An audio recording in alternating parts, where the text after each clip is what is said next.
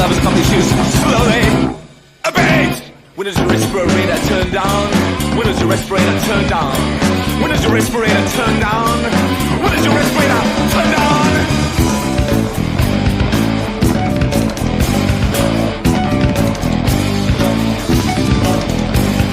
Doppler, Netflix.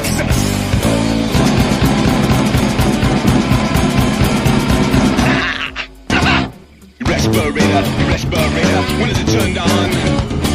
Your respirator, when was it turned on?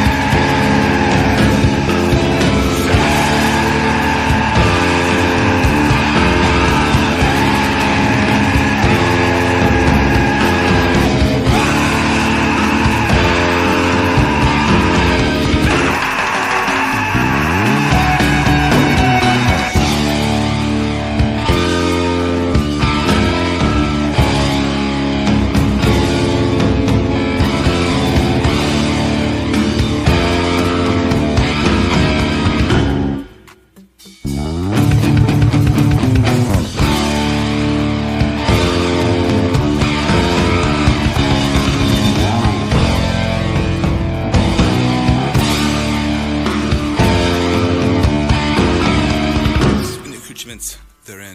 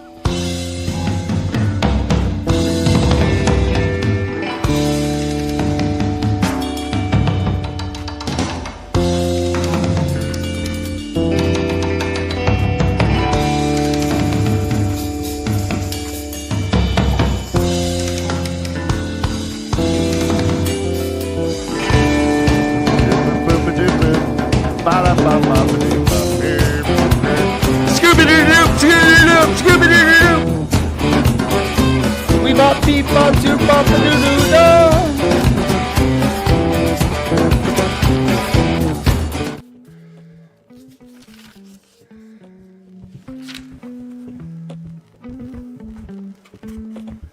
And welcome to the Leafcast. We're a first-time reader show based on the epic fantasy series The Wheel of Time by Robert Jordan. My name is Ryan, and joining me in the nick of time is my brother Dan. Damn straight. Damn, keep me on my toes, Dan.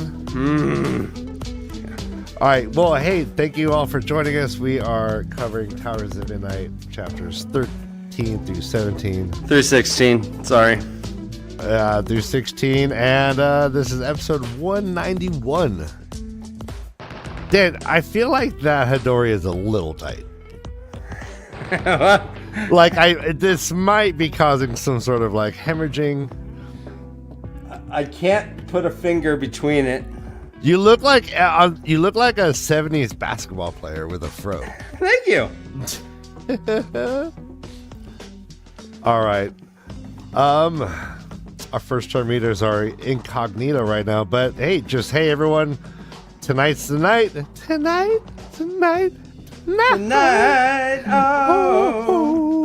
Oh. Yeah. Season 3 drops at midnight Pacific. Yeah, who in chat is staying up to watch it? I know. I'm jelly. I gotta work. Are you warm jelly, Ryan? I'll be watching it. Are you a jellyfish? Do you remember when you hit me with a jellyfish? Yeah, I do. Yeah. I remember throwing jellyfish at you. I don't remember specifically hitting you, but I remember throwing jellyfish at you. All right. Matt Steiger with the first Taishar. Well done, Matt.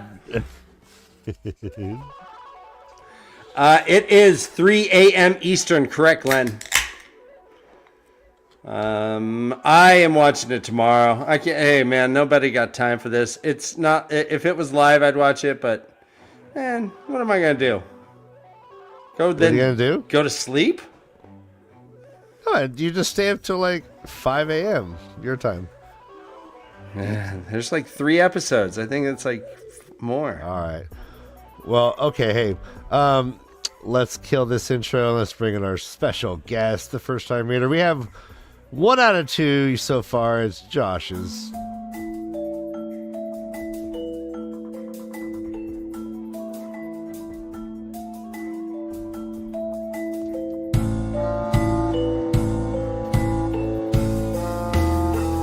Josh, in case it dies, I die. And Josh, in case it dies, I die. And Josh. That was amazing, Dan. Thank you. Oh, and he was amazing, Dan. happily ever after. Oh, Josh, I didn't get a chance to finish 17, so I guess we could do half of it. We could do the map part if you want. No, let's end to 16. Yeah, sorry about that, guys. It's all good. it's all good. I don't like being over here. Okay, oh, weird. I gotta move all my notes and stuff. Okay. All right, hi, Ryan. Hello. How are y'all Hello, doing? Josh. I'm great, man. Yeah. I'm great. We just went to a new restaurant in our town. It had live jazz playing and nice food. Cool. I'm pretty stoked. What like era jazz? They did a Louis Prima song, so 50s. Carrie. No, Carrie's flying now. The shackles are off. Her wings are extended, and she is just soaring. On a, what are the Shanshan beasts called? Hey, hold on. Rockin'. Rackin'. Toe rackin'. She's totally rocking. She's rocking it. Toe rackin' on the rocket. How are you, Josh? Everything well? Everything Yeah, I'm good? doing really, really amazing. Yeah. I'm glad to hear. I'm glad that I'm going to see you at JordanCon. Yeah. So, yeah, we got all this stuff. And JordanCon is right when the season finishes. It's like in, I guess, 5 weeks. 5 weeks or so. So, yeah, it should be a pretty fun convention. I'm just kind of killing time waiting for the couple. I bet you they're honeymooning right now. I bet you they're doing nasty stuff, right, Josh? Who knows? Ryan's like, I'll be right I back, don't have to think about it. and he meant it. But Let's see. Oh, so did you watch the first episode? no. You did not. Okay, we a lot of us did watch it and then kind of reacted to it. It's a good episode, Josh. You're gonna like it. Yeah, I really enjoyed it. I think it was one of the best ones that I've seen. So let's get our. Well, hold on. Because she deserves it. Where's our special? Sorry, guys, I'm bad at this. I am finding. Fuck, I can't find it. I'll just throw that up. I was looking for a special guest. Oh, here it is. Oh, man. You see what happens when I don't have Ryan around? All right. Hi, Kay! We don't hear you. I'm gonna unmute you or unmute yourself. Yeah, that might help. Nice. Hi, baby! Hello. How are you? Hi, good. How are you guys? Thank you, Debbie. Oh my goodness, I cannot even. I'm Um, trying to connect my friggin' AirPods. I'll get it. at You'll some- get it. So, Hello. How's Hi. it going? Okay, I've got a little girl to my left and 2 puppies attacking her. Off. Sorry. Mm. Oh my Mm. god. say la vie.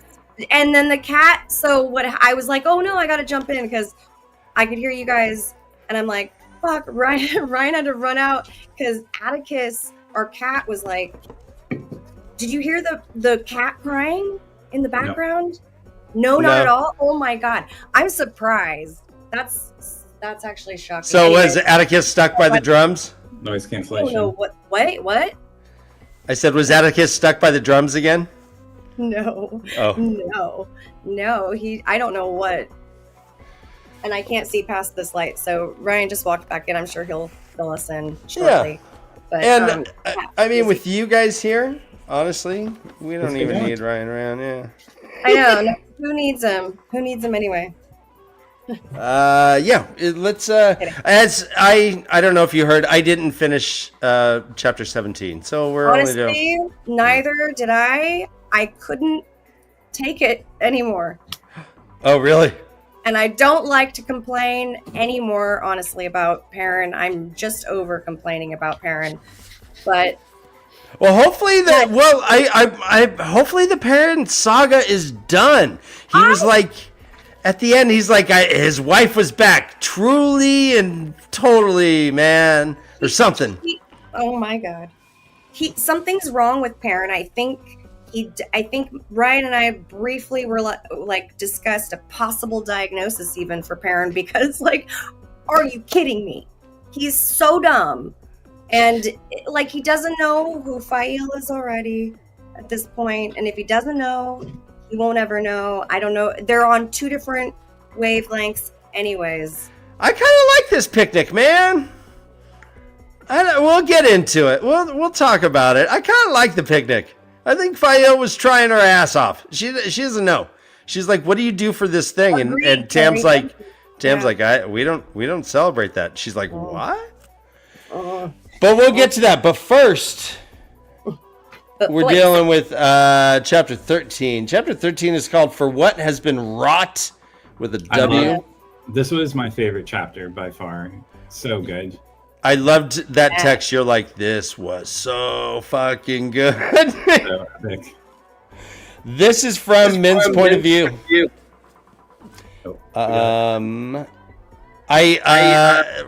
Oh, What is that? Do you guys let's see an see, that's echo? Me? Let's see. Oh. I'll mute. I'll Okay. mute because I'm trying to connect No. these. No, I think you're good now. Okay. But yeah, there's a Taishar right off the bat. Right on page 192. It says, quote, "He could feel her coming as she felt him." Nice. That's a good one. You know, Carrie beat you to it in chat. Nice, Carrie. Carrie! Oh, Carrie! Gosh darn it! Dang it! I stole your thunder, Carrie. Yeah, how dare you, Dan, What with do you the, mean, Dan? You weren't the reading show in her chat? and all. No, she actually, You popped out. she actually told me that she had a Taishar. She's like, I know I'm not on, but I found a Taishar. Oh And my god, I was was like, do I have something really black in my teeth? But there was something on my screen. Sorry. Anyways, I that love this, Carrie. Was- I can't wait. didn't seem right. yeah. All right. No. Yeah. Let's say hi to Look who's Steam put to Pan. her Steam to pants Pan. on. Cena Pan. Vala Steamer Reedus is great. Love the reference. Yeah. Yeah. The best book club. You found the best book club this side of Mississippi. Best book club. There's probably, Kate made some honey cakes. They're somewhere. What? The honey cakes you made for our book club? Oh. Obviously, I bake all the time. All the time. So yeah, So lots of honey cakes. It's like, I'm glad you took your apron on right before you got on screen. I know, just in the nick of time too. Me too. I was really happy, and all of that, you know. Flour? Yeah. I want you to come on scene and just be like popping and puffing. Just through a puff. So this is, excuse me. Not I'm still connected. getting over a cold, so I may have to mute like this. Periodic mute. All right, I know. I still don't have my voice back. It's a nasty one this season, right? man, it's like I have a little stream in my lungs. It's like I take deep breaths and I feel it's all rattly Same. and It feels all gross. rattly. Ugh. Gross. Little spring. Oh, wait, here's another Taishar quote: "An open cavern gaping like a mouth." Jesus Christ. Yeah, lots of gaping. All right, I'll be right back. I gotta grab my drink. Taishar. Taishars in one chapter. My goodness, Sanderson, what's going on? Oh, I was pretty creative. I have a few. Oh no. Okay. Yep, I have a few. RB. Okay. She's like, all right, Rand had come back. He said he had to go fetch something. So he split with some maidens, but he's back. As you can tell, it's all warm again. The tea tastes great, probably. She's like, you've been gone for 3 days, you looby. He's like, what have you been doing? He's like, I've been existing, man. Yeah, man. You know, on the astral planes, bro. Mine reference there. She's like, yeah, they're like, Alana's gone. He's like, so what, man? You know how many? You know how many? Who has one thumb and one stump and gives 0 fucks? This guy. All right, the definition of looby Randall. means an awkward, clumsy, or foolish person, often described as lazy or stupid. It's a synonym for terms like lout or lubber. Yeah, Louts or Luber. You say lubber. I say lubber. You're a lubber, land lubber. Hey, you Lubber. Don't break. Don't. The more you talk, the more I come out. But Rand's pretty clear. He's like, man, I'm done hiding. I don't care. If they know where to find me, I'm ready. You know what? We need to go in now. This is just what's going on. He sees the Aiel. Ruark walks up and he's like, Ruark, my man. Rourke, my I man. got toe, bro. Ruark's like, yeah, never thought you were a meagerling. He's like, no, man. I promise you, I'll never leave without you again. But I'm sorry, he I gotta handle this cat. I'm listening. Yeah. What is this cat? Is there an earthquake coming? He's. I don't know. No, go ahead. So Ryan. Yeah. You know, as general manager, I think we should trade our first time readers to another show. Oh. You know, availability is a key. Do we want a veteran or do we want a draft picks? I think we could go young. We can go young, but also like in the trade market, I think there might be some strong first time readers who just happen to be on the same exact chapters as so It could be in the multiverse. We'll span the multiverse, or actually, let's just find the versions of our first time readers in the multiverse doing the exact same thing. Get them over here. Wouldn't it be crazy if in the multiverse we were the humans and we were interviewing a puppet about their experience reading? Okay, I'm sorry. Whoa. Maybe I mean, that would be very meta, guys. Yes, that'd be awesome. Yes. We would just be interviewing the homunculus controlling the human. Oh my god, exactly. So, I did love how Rand talks about the shadow, like not hiding from him anymore because the shadow can see him everywhere because he's so bright. Mm-hmm. Yeah, I have some really cool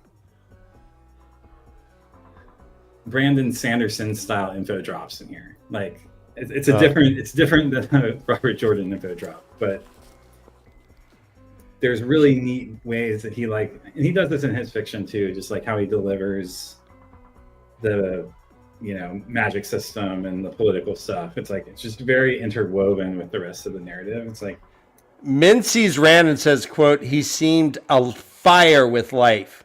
Yeah. The thrill of it was intoxicating. Yeah. How rad! How rad is that? An ancient force of a man she could never know. Oh, with those eyes, Almost yeah. a tie shore.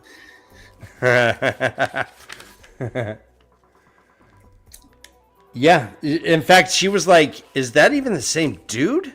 Look at those eyes." Mm-hmm. But then he smiled, and she's like, "Yep, that's my boy. That's my Luby." The confrontation is assured, and the scream that begins the avalanche has been sounded. Mm-hmm. So Yes. The scream that caused the avalanche. That's So a I great- mean, I'm just thinking about this now. Like, what a, both our authors were very, very religious, right? And if this is a Christ narrative, messianic, at least, if not even. If it's yeah, not like, Christ. but like written by people who have very deep beliefs in like humans becoming holy, right? Like, and that phenomenon. Mhm. It just kind of hit me just how, like, what it's almost as if Sanderson is like putting himself, because a lot of it is like how the others are seeing Rand. We're not necessarily getting Rand being like, oh fuck, this feels great, I'm floating on air, dude, like I'm good. No, it's a lot of just observations of Rand. So it's like, and that is the world's experience of a messiah. It's like there's one person we're not in there, but like everyone's witnesses in this way. So there's so much Well, poetry. Brandon Sanderson being a Mormon too is like, it adds this additional layer of like messianic interpretation. Like, I feel like Mormons are a lot, because of John Smith and the Book of Mormon and like how his experience is portrayed, like they're much more ready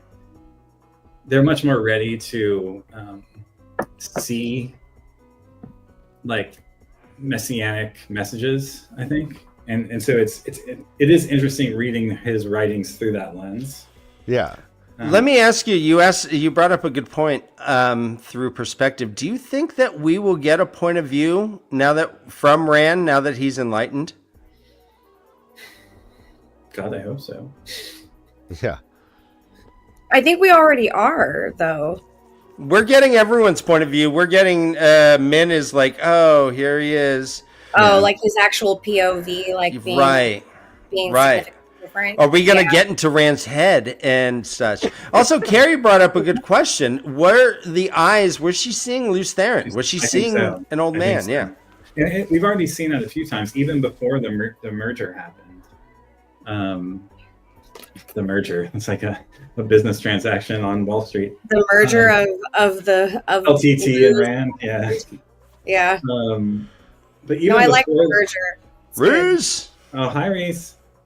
Even before that happened, there were already these notes about like his eyes and about this like aged quality of thousands of years of experience like showing through, and the patchiness.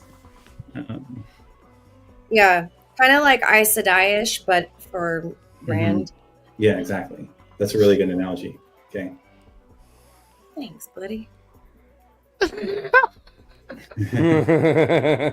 You would have grabbed his weenus right You're then, a little and, slow. right? You I mean, would've- if I was you, definitely. that was a weenus grab moment. You're a weenus grab moment. Yeah, Ryan, you are a weenus grab moment. I do appreciate that. I do appreciate that. So Rand shows up. He's like, hey, yeah, I got towed. They're like, yeah, you damn right. He takes care of it somehow. It's not really defined, is it? Mm-hmm. No, but later on, they mention how like had somebody's toe been in that situation, it would have been like gone. And I was like listening to it, and I was like, I never take toe as meaning an actual toe in these books, and so that was. I mean, he just pretty much says, no, I blew it, Ruark, for real. I'll make it up to you. And then it's like, yeah, I really had to take care of that. I'm glad that's done. I remember He really Avienda does. getting frickin' her ass kicked. Right. Well, there's you can tell that there's a future punishment coming for him. Yeah, I guess so.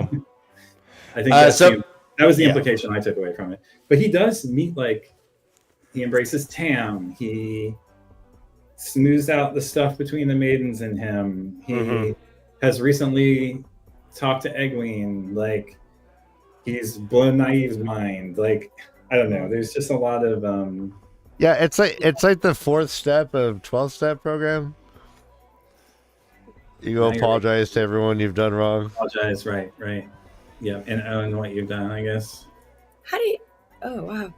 I don't know that's step number 4, but yeah, I know. I'm like that's very specific. Okay, let's see. Oh, yeah, reality, have faith, submit, embark on soul searching is 4. Admit your failings. That's 5. Yeah. Was the amends one? I thought the amends one was earlier than 4. My dad that one a lot. Step 9 is begin to make amends. Yeah. Show humility is step 7. Oh, that'd be really interesting, actually. We should do an episode mapping the 12 steps. On Seriously, yeah. How funny. That would be really interesting, I think. That would be. Yeah. The first step is you do not talk about fight. For our reread or reread. Yeah. What do we not understand about anonymous? He sees his boy Darlin. He's like, oh my darling, he's like, darling, walk with me. He's like, how you doing, darling? Darling. He sees Nynaeve. Nynaeve's like, you are, and he's like, an idiot. Hey, get better lines, but you're right, you know. Yeah. She's like, what? He tells Narishma that he's got to go to the Borderland Army and apologize. You know what? Whatever they say, just say yes. Just say, Lord Dragon's sorry and wrong, and, you know, whatever. I'll be there in a few days. Tell him that. He's like, darling, do me a favor. Darling, can you do me a favor? Write up a letter saying the White Tower's been reunified, and that Egwene is the Amerlin. And they're like, zoinks! They're like, don't do that. That's saying that it was broken. We don't want to. They're like, fine, just say that Egwene's the Amerlin. They're like, we don't even know that. He's like, I do. I just visited her, and she's not my friend right now, but whatever. He does promise Nynaeve that he will help Lan. Nynaeve's like, we going to Tarwin's Gap? And he's like, nope, not yet, Nynaeve. Right now I must prepare to face Egwene. But he said, he's like, he said, I will get help to Lan. I vow it to you. So, I like Rand and Min here. I like Rand, how he like also like takes all the sting out of Nine. Like he pulls the I'm gonna make fun of myself before my bully does. Like right, the 8 Mile. Yeah. The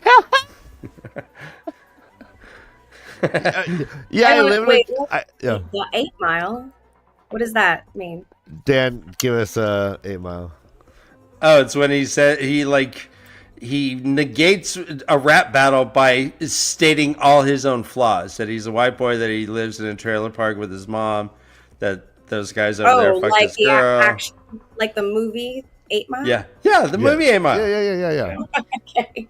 With Eminem? Yeah. Rand is 8 miling him. Yeah, I loved it. He's pulling a rabbit. Yeah, that was a great reference. Thank you, Ryan. That was a good reference. That is amazing. I didn't remember that movie existed. All right, so Waterholic, everyone just read this. This was a very well written passage. Rest in peace. This is when Rand introduces Min. Yeah. Father Rand said, resting his hand on Min's back, "This is Min Farshaw. She's very special to me." I mean, that is Rand's stepdad. Mm-hmm. But this was all very nice. I liked it. Yeah. Sorry, Wink. go ahead. So I do love Bow. Oh my! Dan. Bow. So You I just keep do- hitting that low E, Dan. Bow, bow, bow.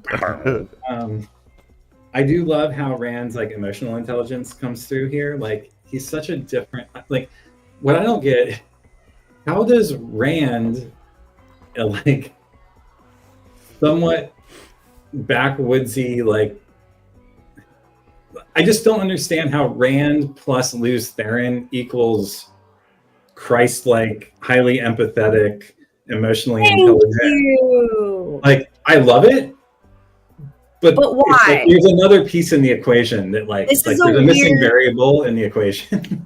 Well, Agreed. the TAM is the TAM variable. Totally agreed, though, Josh. Like, what? Why is that's exactly what was going through my head, and I didn't even really realize it because I can't put my thoughts into words like you can. And I love when you say something when I'm like, yes, that's what I've been That's what I've thinking been this feeling. whole time, and that's exactly what it was. Like, what? Why though? Why does this equal Zen Rand? What the fuck? I mean, I get that he had this like he had a Being psychedelic enlightened. experience. He Like, he what did is his 40 days and 40 nights in the desert. Uh-huh. Right? That was what sitting atop the mountain in the snow was, right? Was Christ's 40 days in the desert. And then he like comes out the other side and he's like accepted his plight / role / future and like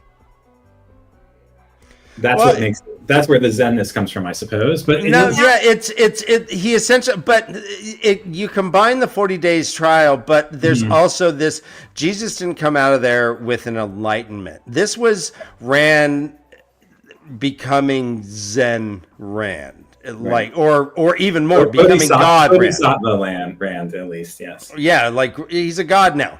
So him it's the transformation there is he comes back and the air is different around him. Right. Like it It's shimmers. Shimmering light instead of shimmering dark, which he was in that dark. The clouds just move away from him. He's too light. I mean, but to crunch my own can of a story, crunch it. If like you used to do it, like you used to do in your fraternity days. You just grab just smash on the forehead. I'm not going to give it. If Rand being unique in the sense of being able to think differently than the pattern, or act differently than purely a reincarnated Luz Theron would, and that's what leads him to be able to change things enough through free will that he can do the thing. Does him merging with Luz Theron take anything away from him, right? Like, or is it all upside?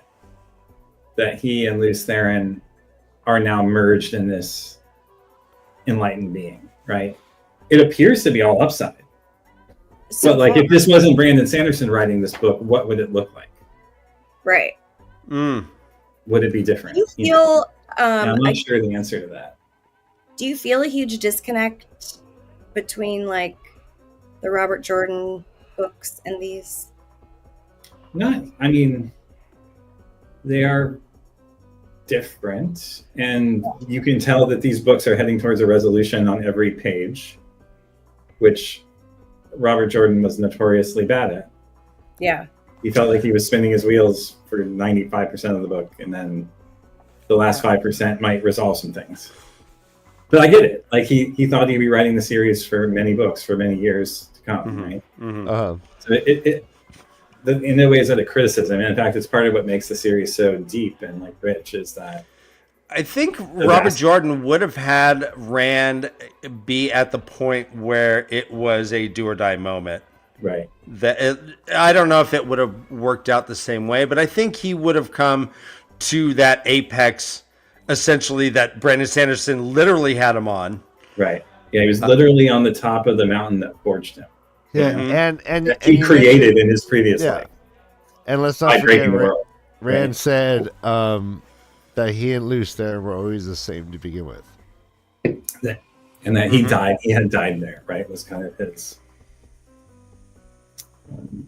He's like, he goes, I doubt I'll ever hear that voice again, but no matter, we've always been the same.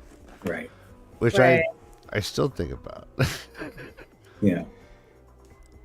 He's like, all right, do me a favor. Someone go get Cadswain. Tell her I'm not going to kill her.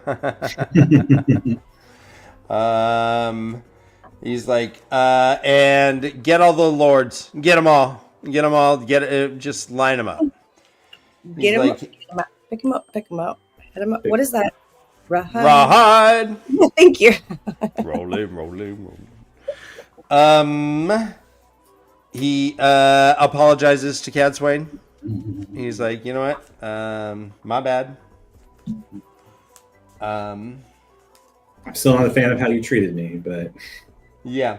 He says, quote, I thought I was being forged into a sword, but I was wrong. I'm not a weapon. I never have been. Oh. Min says, then what are you? And he merely smiled. yeah. I'm not telling. He sends her on a task. Tell you. Yeah. He's like, yeah, I need you to get someone at the Caroline Grass. I'll explain more later, and we don't hear it. Any ideas? Sorry, I was reading Glenn's comment. Until Rand became Zen Rand, I still theorized the new turn is Shao. Yeah. Oh. I think we kind of weren't sure about that either. Yeah. I mean, I still feel like this feels surprising. It is an interesting possible future of Matt becoming the hero. I mean, I don't think I ever would have anticipated that happening, but yeah, it would be a cool twist for sure. I always thought of Rand on Dragonmount as being a very Jungian, like, shadow work moment. Mm-hmm. Yeah. Is that the shadow back there? Yeah, there's a shadow in my house. I don't know what's making noise out there. Probably. Yeah. He lines up all the lords and ladies. Mm-hmm. Yeah, he does. Gives him the one over. Next. One at a time, please. Just looking at him. Everyone's kind of like, what is this? Some sort of like Elon Musk job performance thing? Oh, no. Weirmon is like having none of it. He's like, my lord. He's all, look at me, Weirmon. Look at me, Weirmon. Weirmon can't even look at him. He's like, Even looking in the eye. okay. He's like, so it is you. Itayella, or Anayella, rather, stood last in line. She was the same one. He's like, both of you, tell your master or whoever, they tell him they can't hide among my allies any longer. She's like, why are you letting us live? He's like, because today is a day of reunion, not a day of death. You may go. And he's like, hey, you guys watch them. Don't let them go, really. I mean, keep an eye on them. And then there's Tam Althor. And Rand looks at Tam. Tam looks at Rand. Last time they'd seen each other, Rand nearly killed him. Rand goes over, walks up the thing, just gives him a big old hug, takes a step down so that they're the same height, and just starts weeping. He says, I'm sorry, Father, he whispered. Min could barely hear. I'm so sorry. He's like, it's all right, son, it's all right. Rand says, I've done so much that is terrible. And Tam's like, you guys hey, laugh. Man, don't worry about it. No, I'm laughing at I'm sure everyone you killed was bad. Don't worry about it. And he says, come, Father. Drink. Yeah. There's someone I want you to introduce you to. He's like, bro, I've already met your little chickie. He's like, yeah, but I didn't introduce you to her. It's like, Father, this is Min Farshawn. She's very special to me. Aww. Very touching. That little scene actually at the end, actually, this whole chapter, I had weird emotions going on. Right. Like when Min's like, when he says, "I need you, Min," and he's like, "You have me, stupid Luby."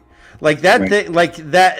That commitment. I love, and it's so important. It's so important. So Is, that quite- and then yeah. is this a stupid Luby? what? Wait, what? Wow. Is this guy a stupid Luby? I don't know why you call me Are you stupid. just jealous of him because I met him once upon? I'm kidding. Wow. I remember Kay. I mean, he's amazing in Loki. He's amazing. Right? I'm Nobody pretty can do a nose like that. I'm pretty good in Loki. Pretty good in Loki. I'm pretty good. I love riding jet skis. I ride sea-doos. All right, He's just like- everyone, it's been a while. Be sure to hit that like button. Hit like! Yeah. Make that like button bleed on the floor of the Great Hall. When we mean hit it, What do you mean? Punch it in the vagina and also get your ass over to Discord, okay? punch it in the vagina. oh yeah, we're live on Discord. Here is the Discord link Oh, brought to no. you by Matt We're Stagger. not. It's Thank just you. really fun Thank you, Bill. hanging out. Also, we have Grass is merch. so Here's our merch link. It's the way to leave .myspreadshop.com, which is kind of a drinking Spreadsheet? obligation. My spread shop? Yeah. Yeah, yeah. it for sure is. Seriously, Spreadshop could be a I don't know live why, campsite. So Yeah, weird totally. name it is. Wait, Ryan, did you click on one of those links from the chat the other show? Talk to me. What are you talking about? No, I have no idea. Huh? Huh? I'm so confused. Is there anything else in chapter 13 that we wanted to touch on at all?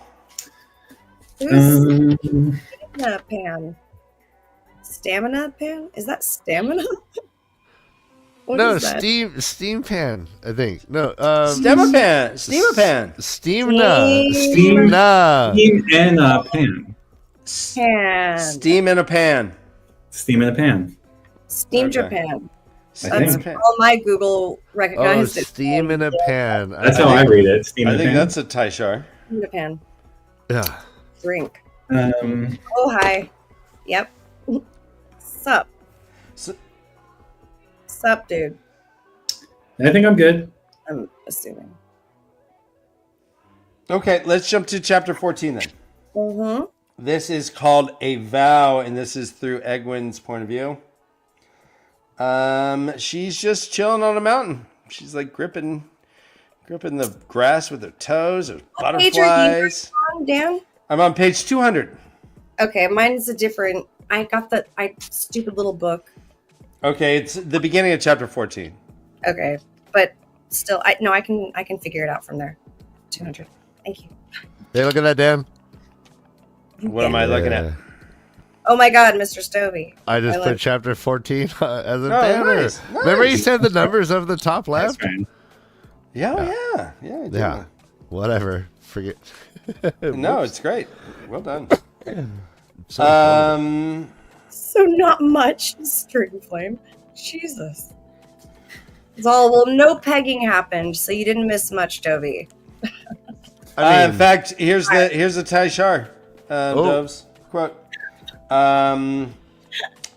She'd come well over a year ago. Yeah, she did. Uh-huh. That's way too long. yeah. Yes. Um, That's a the two had their shawls at their waist, their blouses unlaced. Yes! Gosh. oh man. Could you see their ankles? Jeez. I feel like probably could. We see that the effects of Rand visiting. One happen. more. Yeah. Go. Egwin sat before them, wet. Nice. Okay. Oh All right. Now my- Josh is getting creative. What? All right. That's amazing. Love it. All right, a quote. Hole. Amos clicked her tongue softly. Oh my god. I swear. Where did hole come from, Dan? It's in the sentence right before. Jesus. Like mid-sentence or at the end of the sentence? It's a very no. It's all it all goes. You take away the Okay. punctuation, it's Hole, period. Yeah. Right? Space. Tab. That's a boomer thing, Ryan. You can tell if someone's older if they double space after periods. Yeah. Did you know that? Does it?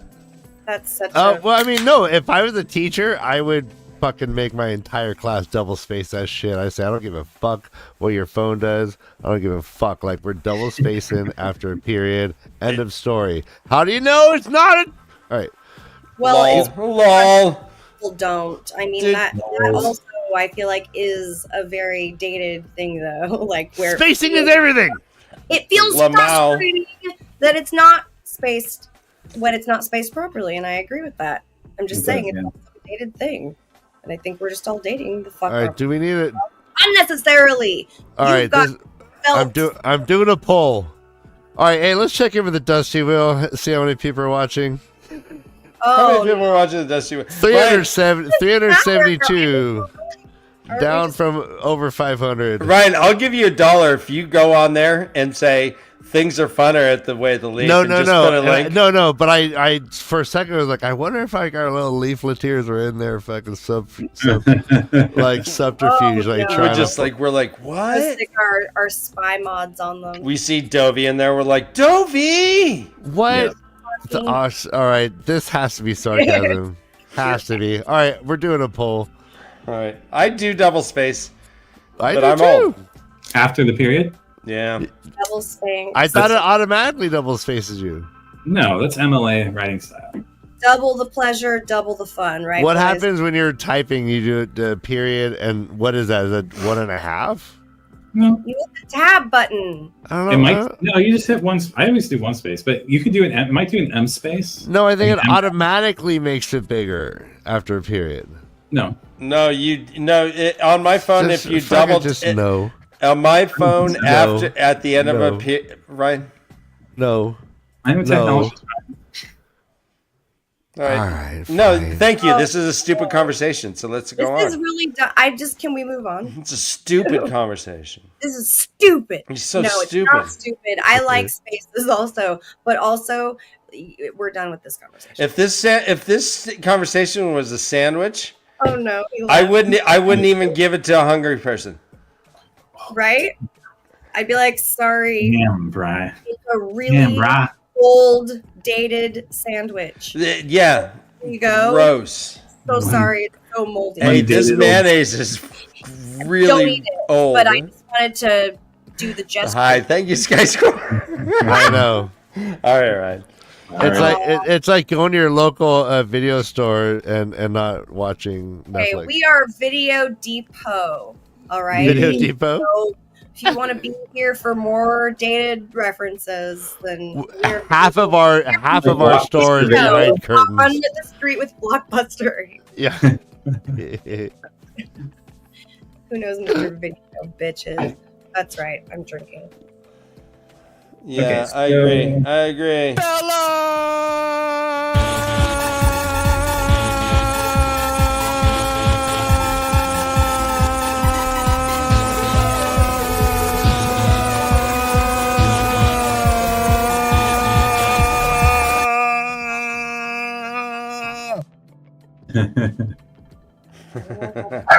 Ah.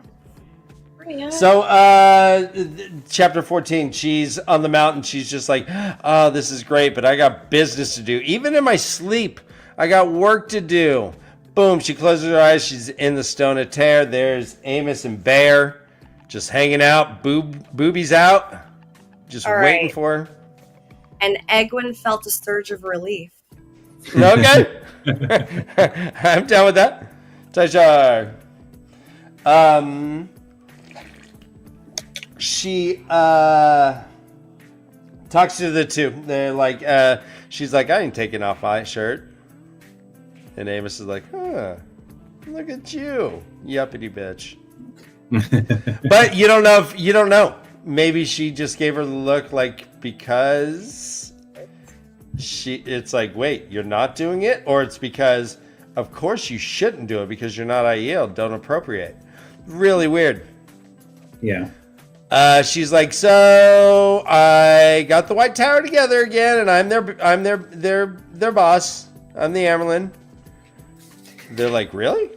Amos is like, well, wear this. She pops out, poof. She dream makes the stole, and Egwin's like, yeah, thanks. Puts it on. I like that. She's like, cool. They're talking about Rand. She's like, yeah, Rand's kind of a really difficult. And they're like, I know, right? He's truly embraced death. He is the Karakar now. He's badass. Oh, yeah, this is exactly who the I mean, before he was a wimpy little boy, little pussy fuck boy. But now he's embraced death. Right. And she's like, oh, okay. You guys just went full MAGA with him. Okay. I thought you guys were kind of never Randers, but suddenly you shifted. Suddenly you shifted. Okay. Suddenly you're flying that big ass. Suddenly you got the Nobody knows why. We don't know why. There it is. Oh. And all of it's red and white. Yeah. I believe it's Murga, not MAGA. Nice. Merja. They talk about, they're like, all right, hey, listen. She's like, I learned a lot from you guys. I kind of want the Aes Sedai to like kind of learn from you. We might be able to send some Accepted over to you guys to train them. Oh my god. Because Wait, so sorry. This is on like the first page of 14. So Egwin let out a soft, slow breath. We got that one, right? I didn't know. No, I didn't. Okay. Oh, I sorry, it was like popping out in my face, and I couldn't. Well, that's a Taishar. Tasha! Popping out in my face. Oh, yes. Well, Egwin's deep, soft, slow breath was popping out. So it was hot for sure. Anyways, whoops, I dropped it. We're constantly reminded about the lack of information that people have. Right. There's no cell phones, no internet webs. Mm-hmm. As soon as the IEL split, Egwin's like, I got another meeting. I got another Zoom call. Yep. But she zooms over, actually, Zoom, to her Zoom meeting. Nynaeve's not in the meeting yet. She's not waiting. Yeah, it's in the hall of the tower. And she's like, God damn it. When the boss calls a meeting, you do not be late. Do you understand this? They mentioned the window. The window has been I love the symbolism changed. Of it. It's really cool. Did you notice this, Kay?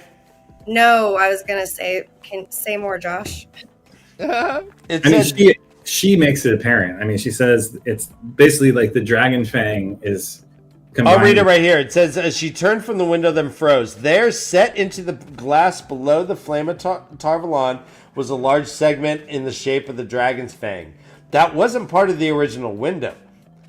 And then there's this quote from Varen. There's a third constant besides the creator and the Dark One. There is a world that lies within each of these others, i.e. the dot inside the dragon fang and the yin yang. Inside all of them at the same time, or perhaps surrounding them. Writers in the Age of Legends called it Tel'aran'rhiod. Yeah, okay, Egwin further says, I didn't choose this pattern. This is Tel'aran'rhiod's interpretation. Right. Which is an interesting choice of words from a dreamer. Yeah. So I guess we had talked about Tel'aran'rhiod being unaffected by these things, right? Right. Outside of, within, and around. But what's even more interesting is the volition she gives it.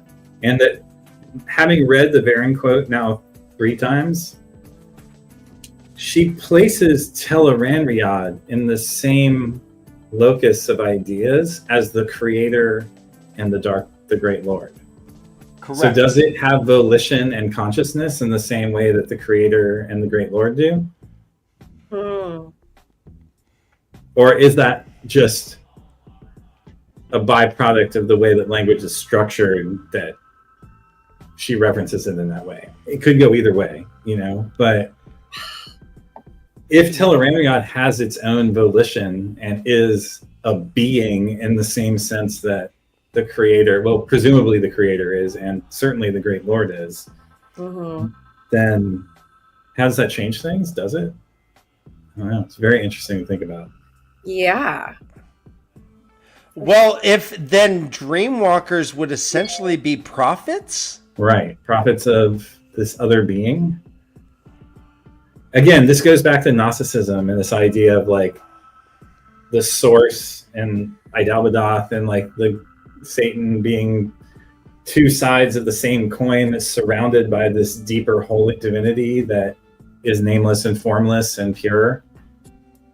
And if that is the case, then dreams themselves, humans can dream themselves into Tel'aran'rhiod. So what does that say about dreams in this world? Like, are dreams the true reality? And the wheel unfolding what we consider reality in Randland, the real dream? When you die in Tel'aran'rhiod, you die in real life. Right. You really And so are you incarnated again if that happens? Or do you vaporize? Does your soul vaporize, Or is it more of like the time folding in on itself kind of aspect that we were also we do know time and space behave differently in there. Yeah, you're right. Right. Like, so is it more of that kind of situation where we have multiple, universe, a multiverse type situation going on at the same time, all at the same, right? But time still happens differently. Right. I don't know. It's also. I love this, Patrick. Mind fuck. It is. Well, let me. I love this conversation. So this is making me think how things. What's that? I'm sorry. Go ahead. What is Albigen? Can you explain the comment? What is the Albigensian Crusade? I don't understand. Crusaded against contemporary, traditional values. Is that a historical reference? The Albigensian Crusade? Like, where does that come from? Yeah, it's like from the Cathars, right? They were from, I don't know, I think they're from like a city that's after their city, the Albi. I feel like we need to have a religion podcast, like all separate from this, to just like talk about the religious aspects of it. Questions for Josh that I won't ask him right now because it will take the entirety of our time, and there's just too much. Basically, it was like the crusade against the Gnostics in Christianity, if I'm not mistaken, right, Patrick? No, it's like when Gnosticism was taken down and traditional biblical. Well, let's get back to the book. So the Tel'aran'rhiod that we see a lot of, all right. You're good. The Tel'aran'rhiod we see is a reflection of the real world, but it's generally like flashes, right? Like a soup bowl suddenly won't be on a table, but the table will stay. But the soup bowl isn't always there, so the soup bowl may be there, maybe not, right? Well, Varen says this. I mean, this is the paradox of it. There is a world that lies within each of these others, inside of all of them at the same time. Right. So I'm talking specifically about the dynamics of Tel'aran'rhiod. This is why. It's because it's not only outside of them, but it's within both of them simultaneously. And it's this both anding of reality and the dream world. Right. So let me finish my question. When we have these things that are not permanent, often most of Teleranriad, what they see, there's a permanence of the structures and the furniture, but the clothing, the everything kind of flashes around. It's not permanent. Yet this dragon fang is not flickering at all. This dragon fang is incorporated into this window, though it is not real. Real, right? What does that mean? Well, this is what I was saying. Like, if the implication is that Teleranriad is another being, Yeah. like the Volition, creator, yeah. and that it has a volition and an interpretation that it imposes on what the dreamers witness and experience. Are the wolves then angels to a certain degree? Right? How does the wolf dream fit into this, if that's true? Maybe there's a archaic meadow wolf that is yet another what is the word for that in Gnosticism? There's a word for like the archangels, archons. Maybe there's a wolf archon that is another being that sits alongside these. I mean, if there's three beings, the creator, Satan, and Teleranriad, why wouldn't there be more? And wolves Right? maybe Once like you get to three, you might cherubim or have something. 50. Like, yeah. So Yeah. No, you're if right. that's where the metaphysics goes, that's really different than what we've been presented with so far. Right? But it's Yeah. also super fun. I mean, I love the idea. That seems really fucking fascinating, in my opinion, to imagine that there's like a god of sorts or somebody, some like in charge entity of each situation here. So Teleranriad, wolves, is it wolves and then wolf dreams? I mean, it seems weird that Hopper's like completely wolf, and then there's some that are like more wolf than others. And Maybe then, Hopper is actually the what is it called when a god shows up as an animal in like animism? My brain's not totally working. It's late. Oh. Animorphs. I want Not to say, Animorphs. That's a cartoon. Animaniacs. It's also a cartoon. Oh, dang it. maniac. We're lucky to the max. Oh my god, Dan. Yeah. Nobody- Anyways, time. maybe Hopper is the voice of this Lord. Of this other being. Oh, No, it the does- Avatar, you mean? The Avatar? Avatar. Thank you. Yeah. Yes. Avatar, nice. Another cartoon. Yeah, that's another cartoon. Right? So the Teleranriad interprets the pattern, which is an interesting thing that happens. I like that. But Nynaeve didn't even know the Shanshan had attacked. She's like, wait, they attacked? She's like, yeah, you see my scars, baby? Also, they were really stupid for meeting in that spot in the first place. Well, yeah, we learned that here. Like they totally realized, but it seems weird that nobody was prudent to fucking check that shit out first.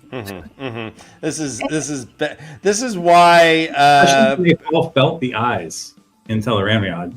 I mean, this has been like 15 books or 12 books have like had references to this. We know that Mogideon has been hanging out in here and like watching shit from the shadows. Like, yeah. I mean, well, she did the ward. The ward worked. I mean, it worked. It was a working ward. The woodwork worked if the The ward woodwork worked when the Good. ward worked. she is pretty clever here in convincing Nynaeve to get her support. She's like, hey, listen, Nynaeve, there's not a whole lot of people I can talk to you about this. And she's like, what, be an Amyrlin? She's like, no, listen, you were a woman who was a wisdom. Everyone didn't think you could do it. They underestimated you. They did not accept you at first. They didn't see you for the title. They saw you for the girl. And all your friends were the same. They didn't even accept you at first. You had to earn that shit, right? That sucked, right? And she's like, yeah. She's like, how do you think I feel? You're not even accepting me. You won't even call me mother. She's like, oh, yeah, you're right. I'm treating you like a baby wisdom. She's like, I'm a real wisdom. She's like, yeah, you totally are a real wisdom. I'm sorry, mother, you're the Amaranth.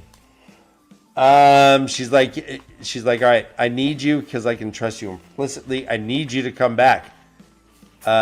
She talks to both Elaine. I mean, Elaine, I guess, shows up too, and she's like, Elaine, I need you too. But she's like, I need you to come back. Oh, actually, before that, with the Amerlin thing, it says, she says, I need people I can trust implicitly if you can be one of those. Nynaeve says, you'll have me kneeling on the ground, kissing your ring. And she goes, and? Would you have done it for another Amerlin? She's like, not happily. She's like, but you would have done it. She's like, yes. She's like, and do you think anyone can do a better job than I'm doing, honestly? She's like, well, no. She's like, well, then call me mother, god damn it! At least in public, man. Yeah, but it also, yes, she does that, and she like insists on this, respect from Nynaeve. But she also goes about, fuck this stupid light. Sorry. She also goes about just like asking her opinion about like how she dealt with being in power at this like young age, or at this like place where people thought she wasn't ready for it, right? Mm-hmm. And so I liked that part about this whole thing where she like is asking Nynaeve for her opinion about how to like kind of deal with that, because it's a bizarre place for a young person to be. And I just thought that was really smart too, like as a person who's known Nynaeve and her ways and how stubborn, and how I guess I might imagine myself reacting in a defensive way if I was being like, fuck you, I'm calling you mother, you little bitch. Like, I was ahead of you in our previous like world a year ago. Mm-hmm. And, it would be weird. So, well, I mean, could we say, Kay, that Nynaeve is kind of a bit of a narcissist, and Egwene learned how to deal with that and say, all right, let me put it in, because you cannot see through other people's eyes. I have to use your own example as the example and say, look what you went through. Now I'm going through that.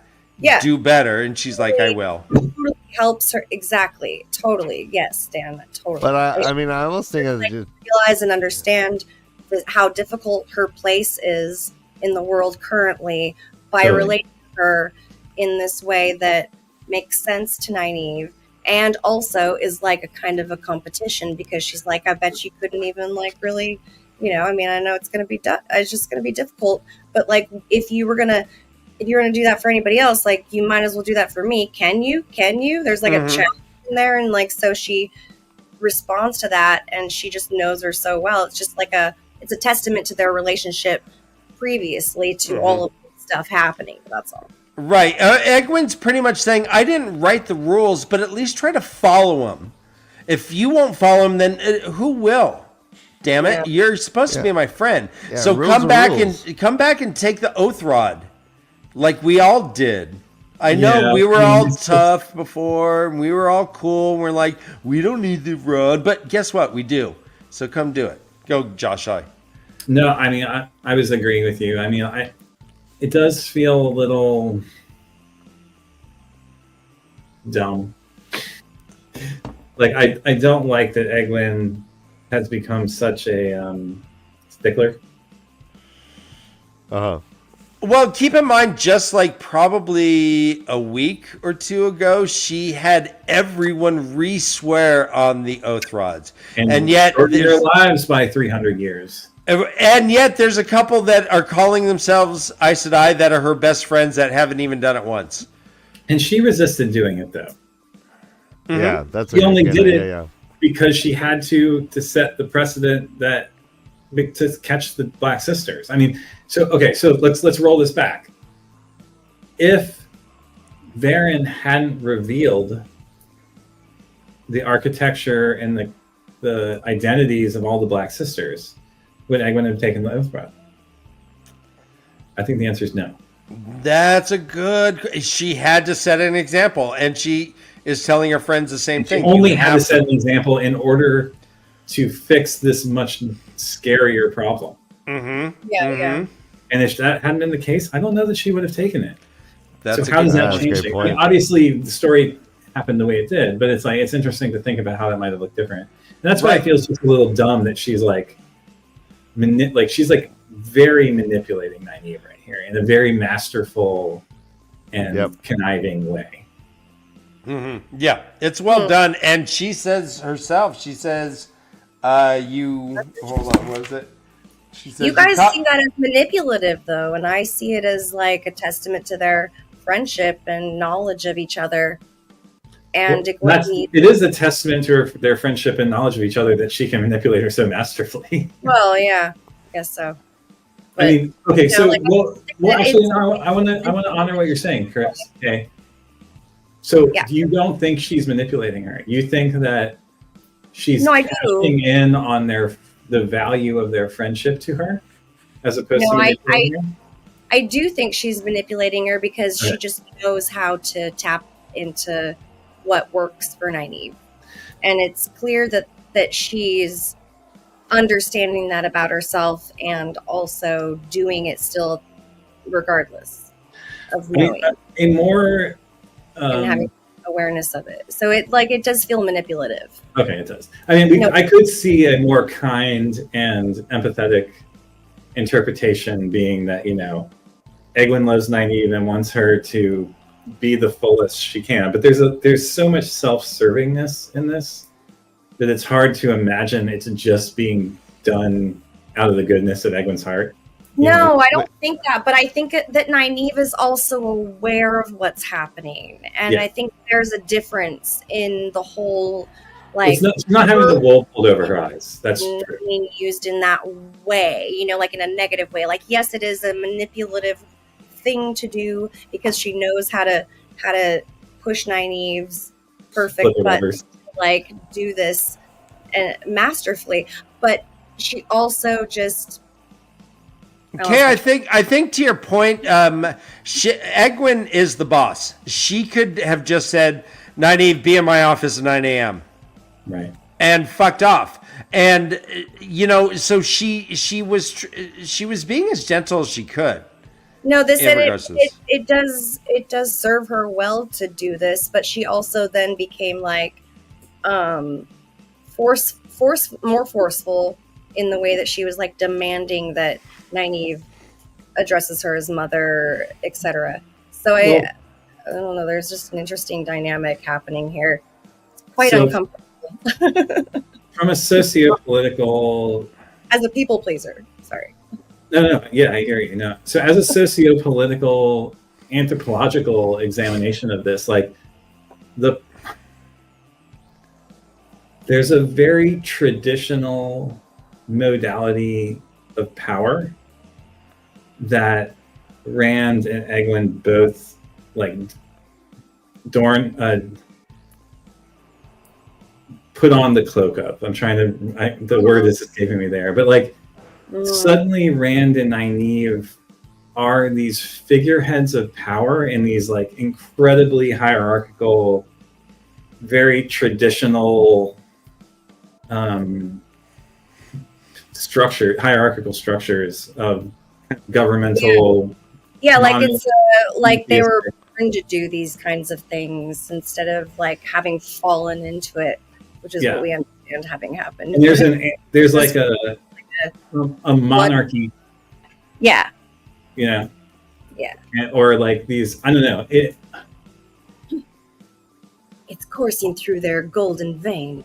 Yeah, I wish that it was a little more proletarian and like a little less top down. Now these people are special because I guess Egwene really did earn this position.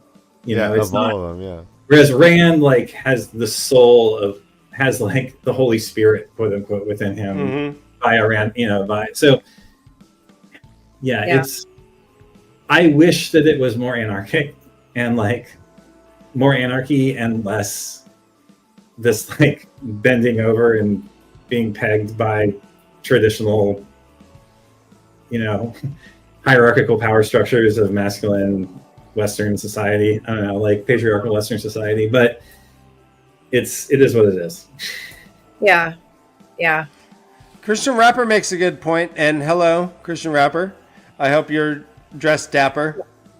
If you were in the 20s, I'd call you a flapper. The Christian dapper.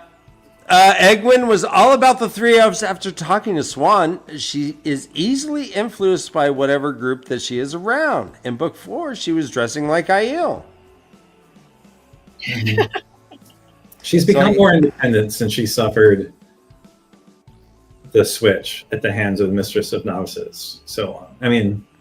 Well, after her Shan-Chan capture. I mean, I don't buy that bullshit. Christian Rapper. Like, Egwin's the most, like, looking at systems and bucking them that we've seen. I don't find this evilly influenced. I wish she was more, like, of the people in a way. Now she's, like, talking in this weird way that, like, almost forces me, like... Because, I don't fucking like rulers. Right. I'm punk rock. But she is.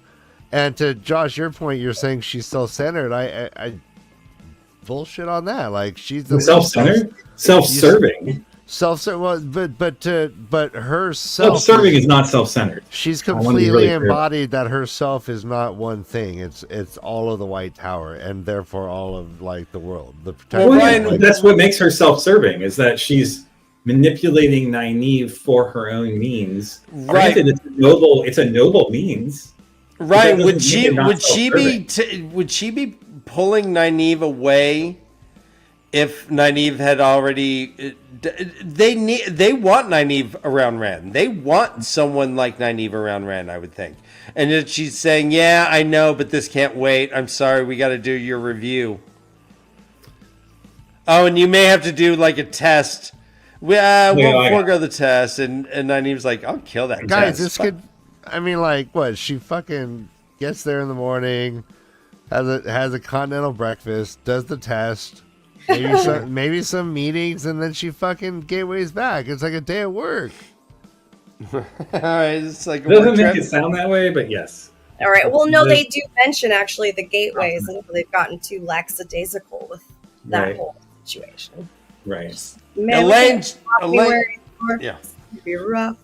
Yo,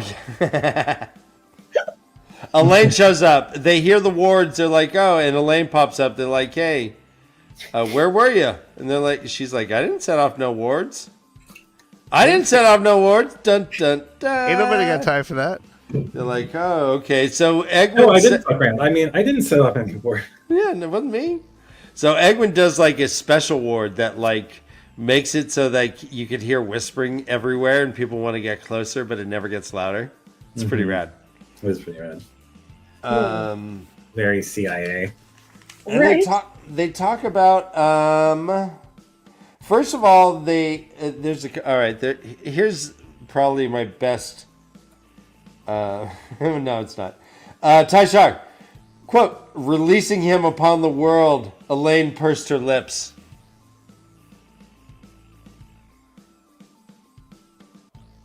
Releasing him upon the world, Elaine. Releasing him upon releasing him upon the world. Upon the world, yeah, right on the world. I think it's right on the dirt. Releasing him. She pursed her lips. Wasted upon an empty world. Yeah, just right there in the dirt. Drink to that. Jesus, damn. Right on the world. I mean, it doesn't need even the world. Like I said, it's just releasing him. She pursed her lips. They finally address a really good question. What does channeling do? What does an accepted test do? Mm-hmm. What does Terangrial do to a pregnancy? Do you guys think that the accepted test or the actual Amerlin test or the Aes Sedai test? Do you think that this could be hazardous to pregnant women? I think it'd be binding to the baby, probably too. I mean, that'd be sick. I think it's smart for her to be like, yeah, I'd like to look into that a little bit. And see She's if so someone in bullshitting here too. Or Right. I go, guinea pigging myself.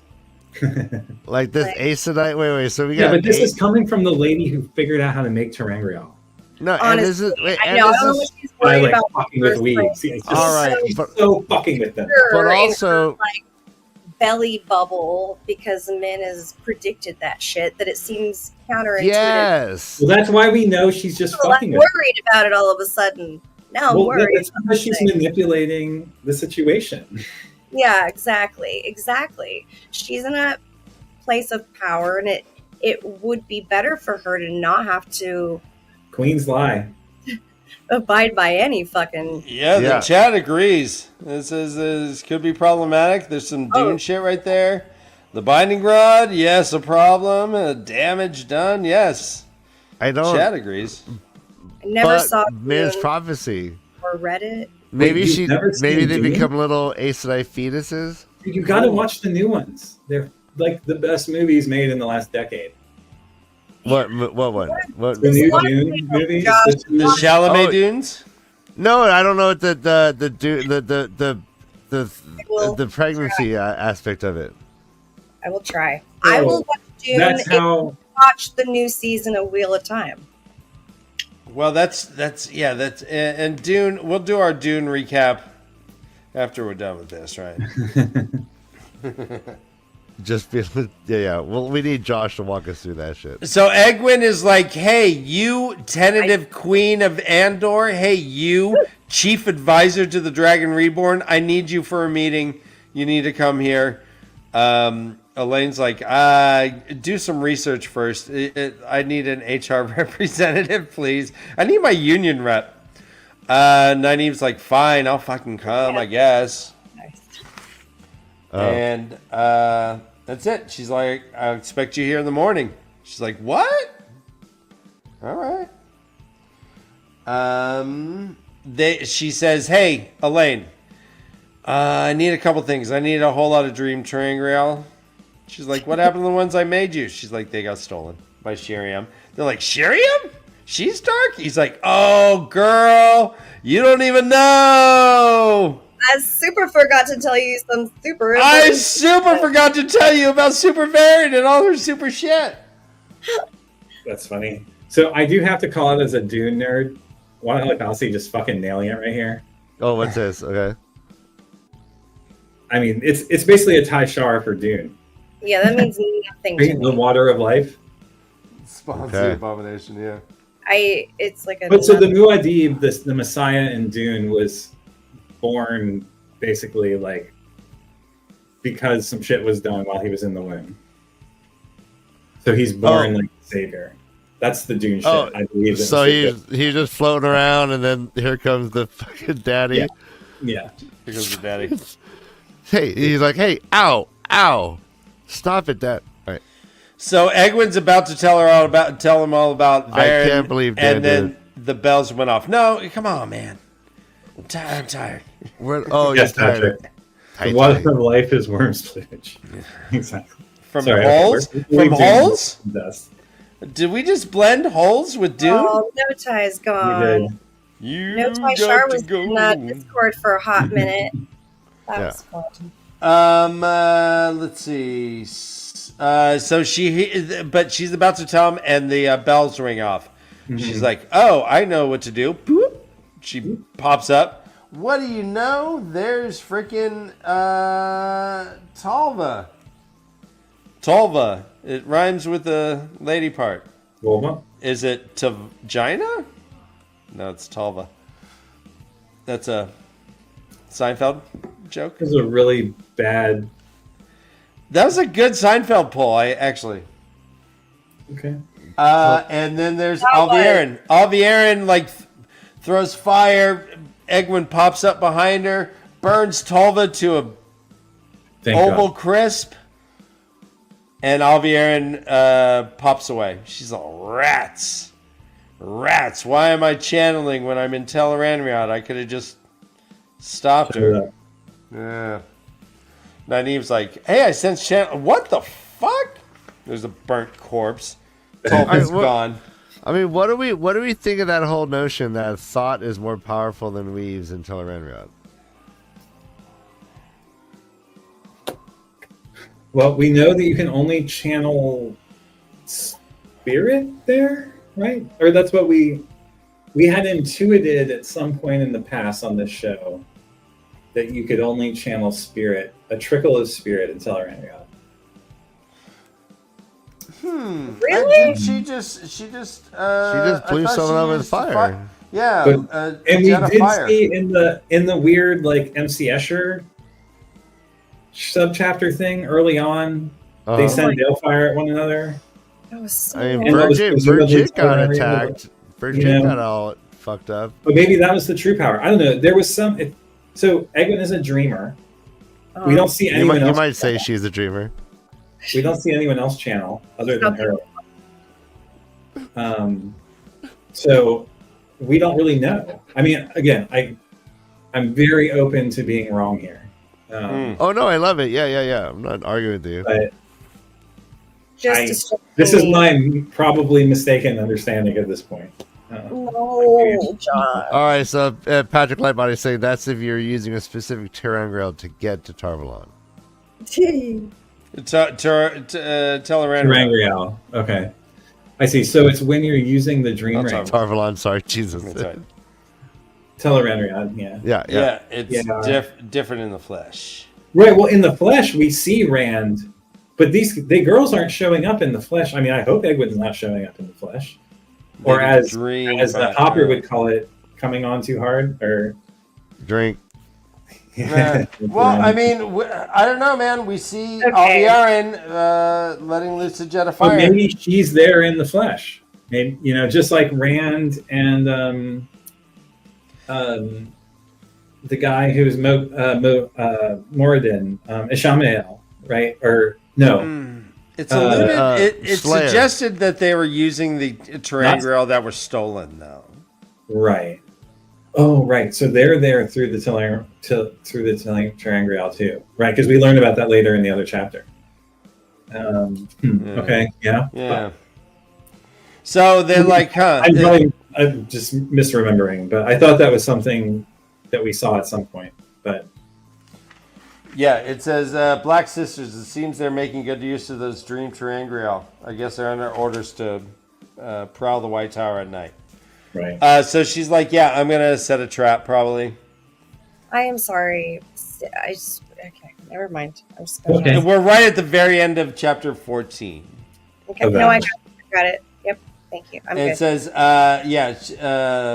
Nynaeve says, walking into traps is hardly the best way to defeat them, Mother. And Egwin says, depends upon your preparation. She's like, oh, I think I saw another black cloak around the corner. What? Tashar?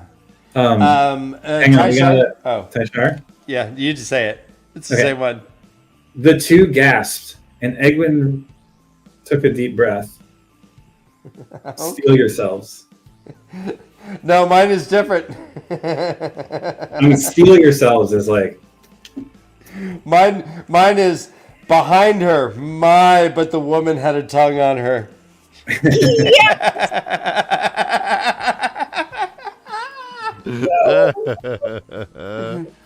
Those are both great. I love it. And that's how it ends. Yeah. So do we see that they're... Oh, right, because Nynaeve says I sense channeling. Fuck, this fucks up my understanding so hard here of what's going on in this place. It really is. Wait, which part? Just that the Black Sisters were channeling, or well, actually, we don't know. What if the Black Sisters were using thought to attack, and Egwin channeled anyhow, and that's what Nynaeve sensed when she says, "I sense channeling." Oh. We don't know that the Black Sisters were channeling. I don't think. I'm just, Um, having a hard time getting past having to call them Black Sisters in this woke age that we're in, and not the 80s anymore. And it's just difficult, like, reference in my brain. It's just like I know what we're talking about. It's just like, what? I'm so like, I hope everybody understands also what we're talking about. You know what I mean? Yes. Don't just tune in for a second here, please. The dark one's Aja. No, that's still terrible too. The Great Lords. The way that it's referenced in the book, there's no other way to like put that. That's the way that they reference. That's the. Yep. Anyways, it's just a different time, but it's just weird. Wadaholic says, Egwin comes too strong. How do you know that, Wadaholic? Personal experience? Because she's all in the flesh. In the flesh. All right, speaking in the flesh, like and subscribe. What are you grabbing there? I know, I'm offering it on a platter. I need another drink. Oh, Okay. Is there anything else in chapter 14, guys? No, I'm good. Okay. Let's jump to chapter 15. This is called Use a Pebble. It has the age lace or the pattern or whatever it is. The webs. The webs that look like cogs. Cogswell cogs. As opposed to space sprockets. And it's a Nynaeve point of view. She's walking the streets of Tyr with Nafe. She's got her boy Nafe. They're just walking around. Nafe is seeing mirror draw everywhere. He's all, hey, Nynaeve, there's another mirror draw right by that door. Like, it could It should be Waldo. be comma, the crack addict, comma, paranoid tweaker, Yes. comma, That's Nynaeve's bitch. This made me sad. Like, because she's like, yeah, I can't heal this. He'll always bear this scar. So to me, this. Sorry for everything I just said about it. Well, no. It's. I mean, it is kind of crackhead stuff. It's like, yeah, I've been up for 3 days and there's bats, or there's what's behind that. But this is what he's been doing. Like, he can't sleep. He's been like just walking around because he thinks that the only reason that they're not attacking is because he's noticing them. So he's like keeping them at bay. He's like I'm on to you. Like a Batman. At 3 a.m., huh? Yeah. They're only not coming in here because I saw them and they saw me see them. So I through this little part in the blind, I'm keeping them at bay. You stay there, as I see. No, nobody else had tweaker friends. No, we totally did. Be quiet. My thing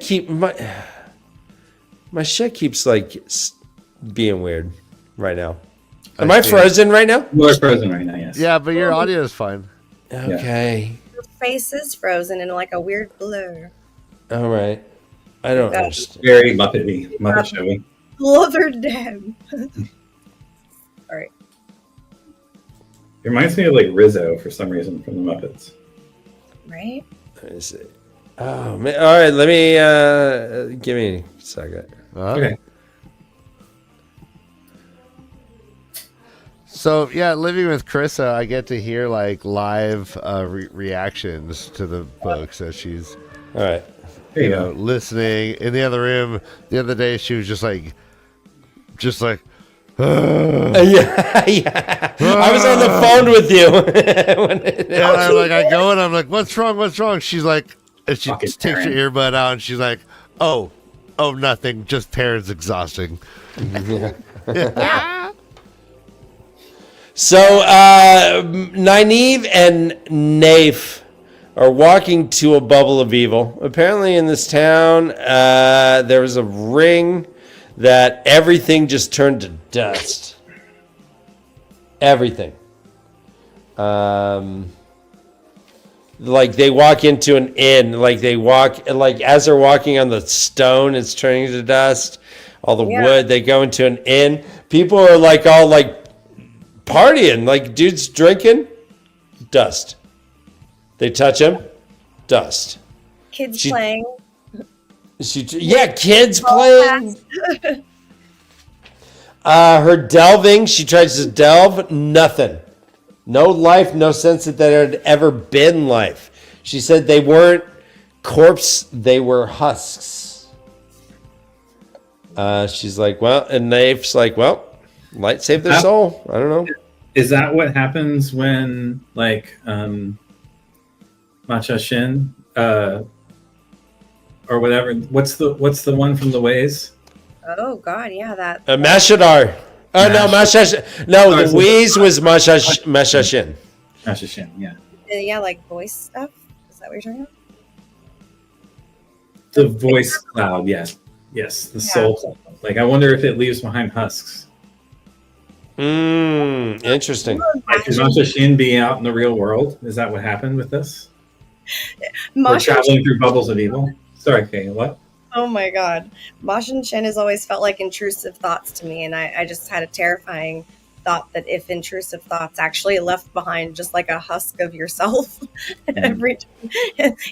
Oh dear. Or all intrusive thoughts ultimately congealed together to haunt humanity as a giant monster. Yeah, just wiping town So, clean of their essences and leaving just a little husk of a shell of a resonance of a image of a person behind. Oh God. Yeah, that would suck. I mean, Right. but there was no sign that they were ever anything besides just sand or whatever. It's very fine powder. So she's like, hey, Nave, we're gonna do magical leaf blowing, and he's like, and they leaf blow all the buildings, and then They started like experimenting with like, she's like, I wonder if we light it on fire. They're inventing garden tools, dude. You're right. It's like, But it's Lowe's and try to sell this thing. But it's perfect. It's electric, so it doesn't have that gas-powered wine. So the city doesn't have to ban them. Yeah, and it burns instantly because it's all like bodies and stuff, right? Yeah, gross. I don't know. God damn it. Nafe's like, hey, it's probably those fucking fades over there. There's 3 of them just waiting. And Nynaeve's like, you know what? Come here, bud. And she delves him. And she delves deep. She delves hard. She delves long. She delves for a while. Quote, it seemed to pulse like a small beating heart. Yes. You guys all know what I'm talking about. Nice. You remember? Excellent. You remember. Nice. Just that part popped out. I know exactly where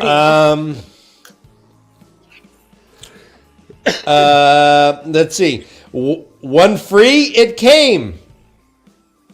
Woohoo! There's another one. That was a combo, Ryan. If you How didn't about and carefully prodded? tell. Carefully prodded. That's pretty good.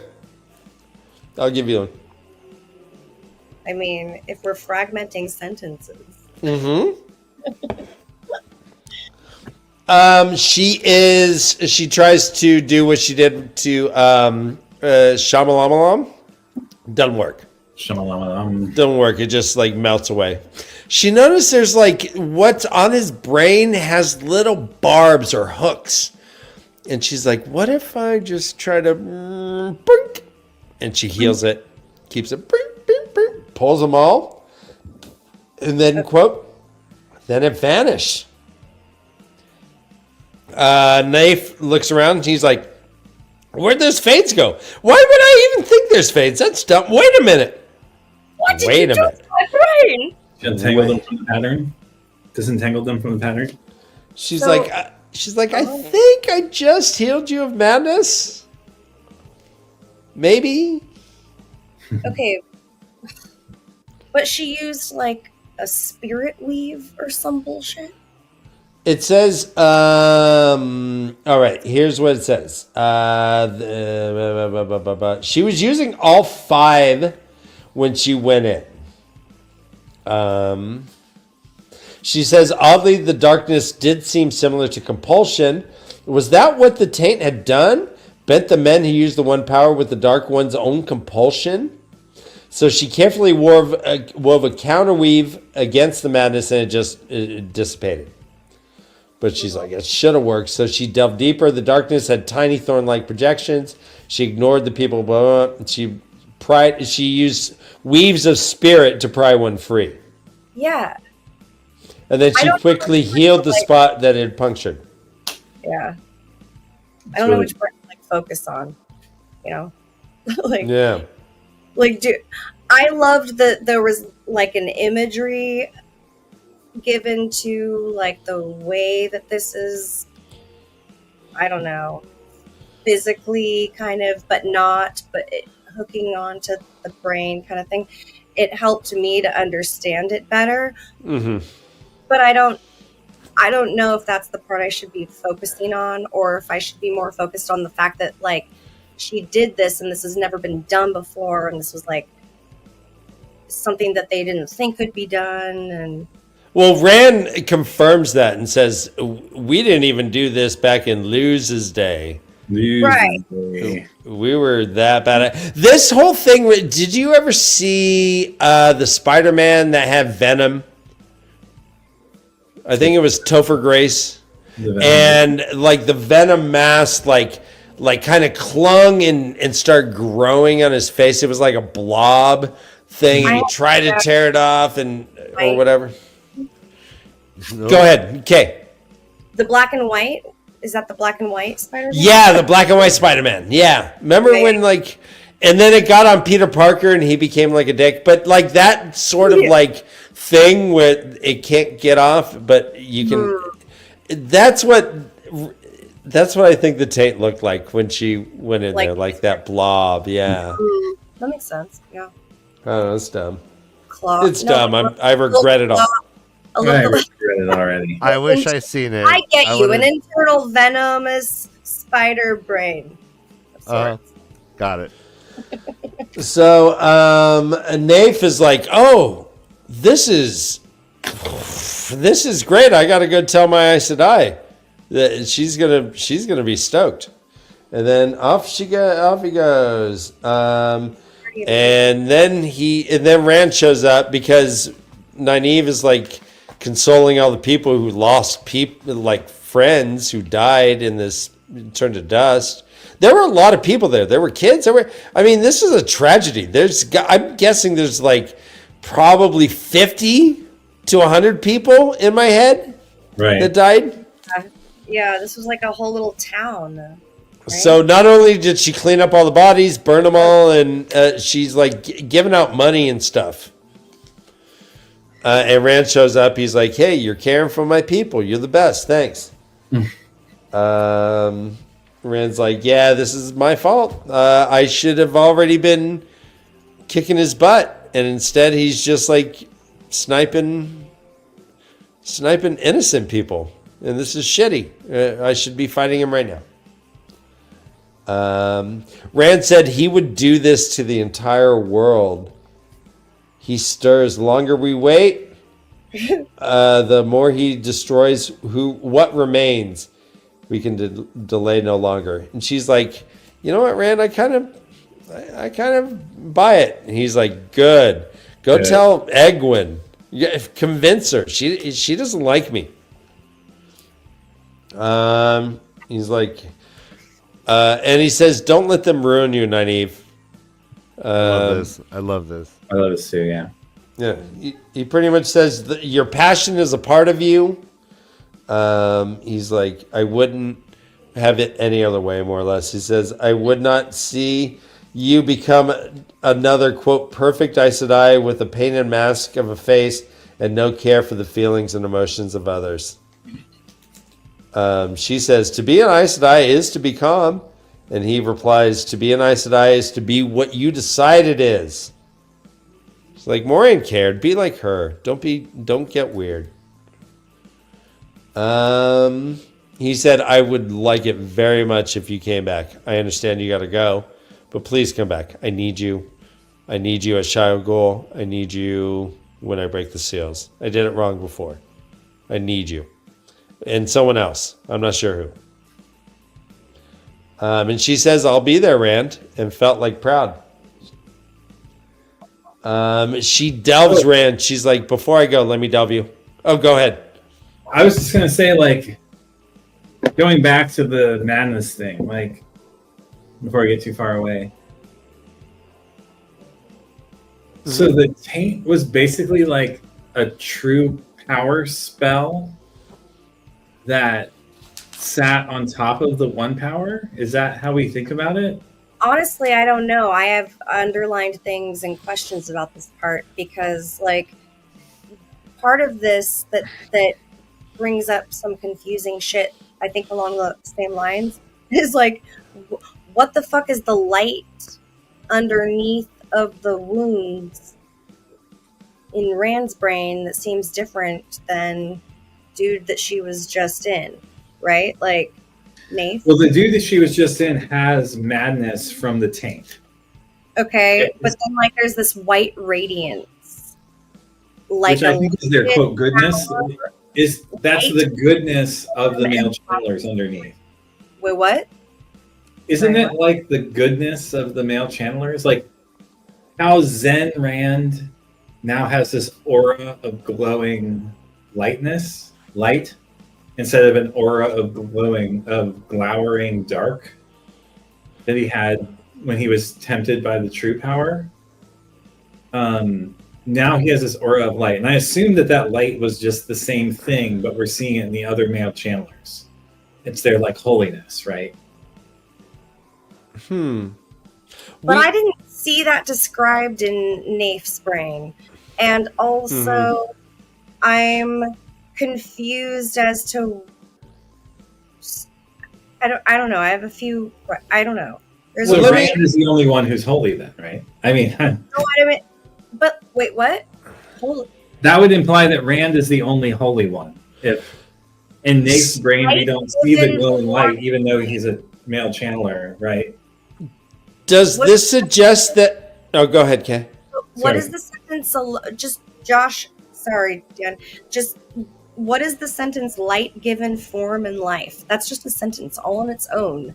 Like what page is it on of the trade paperback?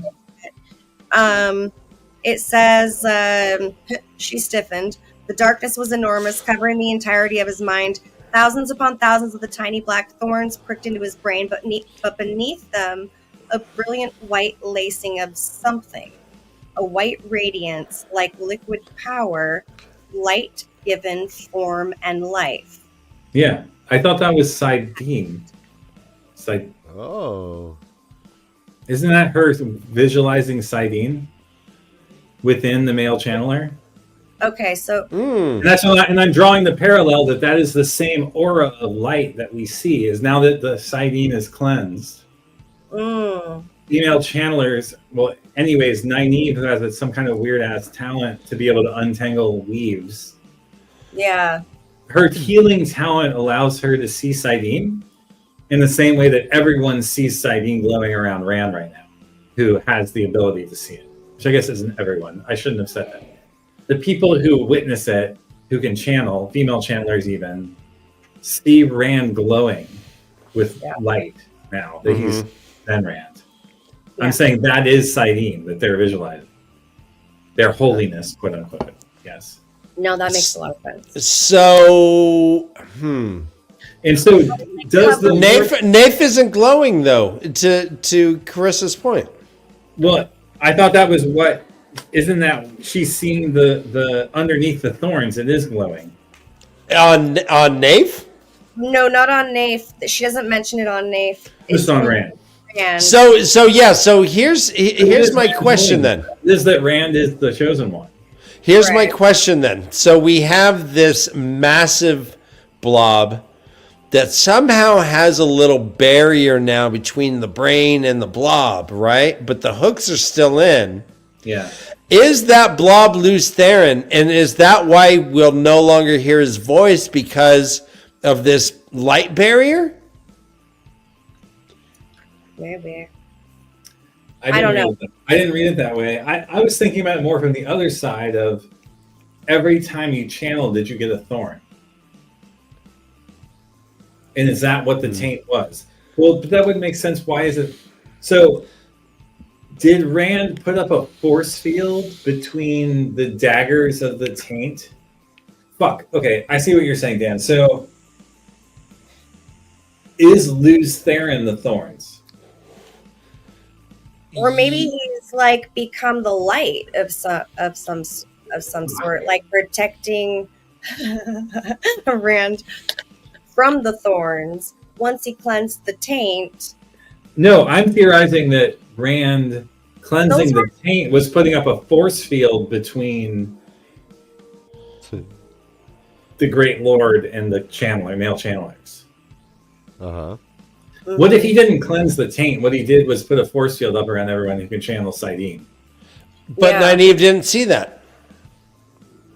But there is a light that's around these like thorns that seems to be like a barrier. Pulsing, right? Mm-hmm. Well, isn't it, I'm picturing like a ball with like a mesh around the ball. Also, they go on to like say, how could he even think that much darkness pressing, like think with that much darkness pressing against his brain, and what had created? Well, okay, so could that be the true power? Could that be questions too? You know. Say that one more time, Cam. He did touch the true power. Yep. Yeah, no, she's asking these questions too, like what created the whiteness and why are these? I thought that the whiteness was Rand's holiness. With this much shit going on. Right. But what if those thorns are the Great Lord's offer of the true power to Rand via his connection to Moradin? No, it seems very possible to me that like the Dark Lord would just give him the did I say Dark Lord? Oops. Ishar. Our great Dark Lord. Thank you, Dark Lord. That he would give him some sort of like protective barrier as a way to be more enticed to use the true power, which is the dark, whichever one is the one that the Dark Lord is taunting him with. You know. True power. That's the true power. Yeah. True power. I have a challenge to that, but first a quick Taishar quote. The dark patch undulated and shook like something alive. Nice. Guys, you were picturing it, weren't you? Oh, yeah. After a moment, Nynaeve noticed Rand hand clasping his stump.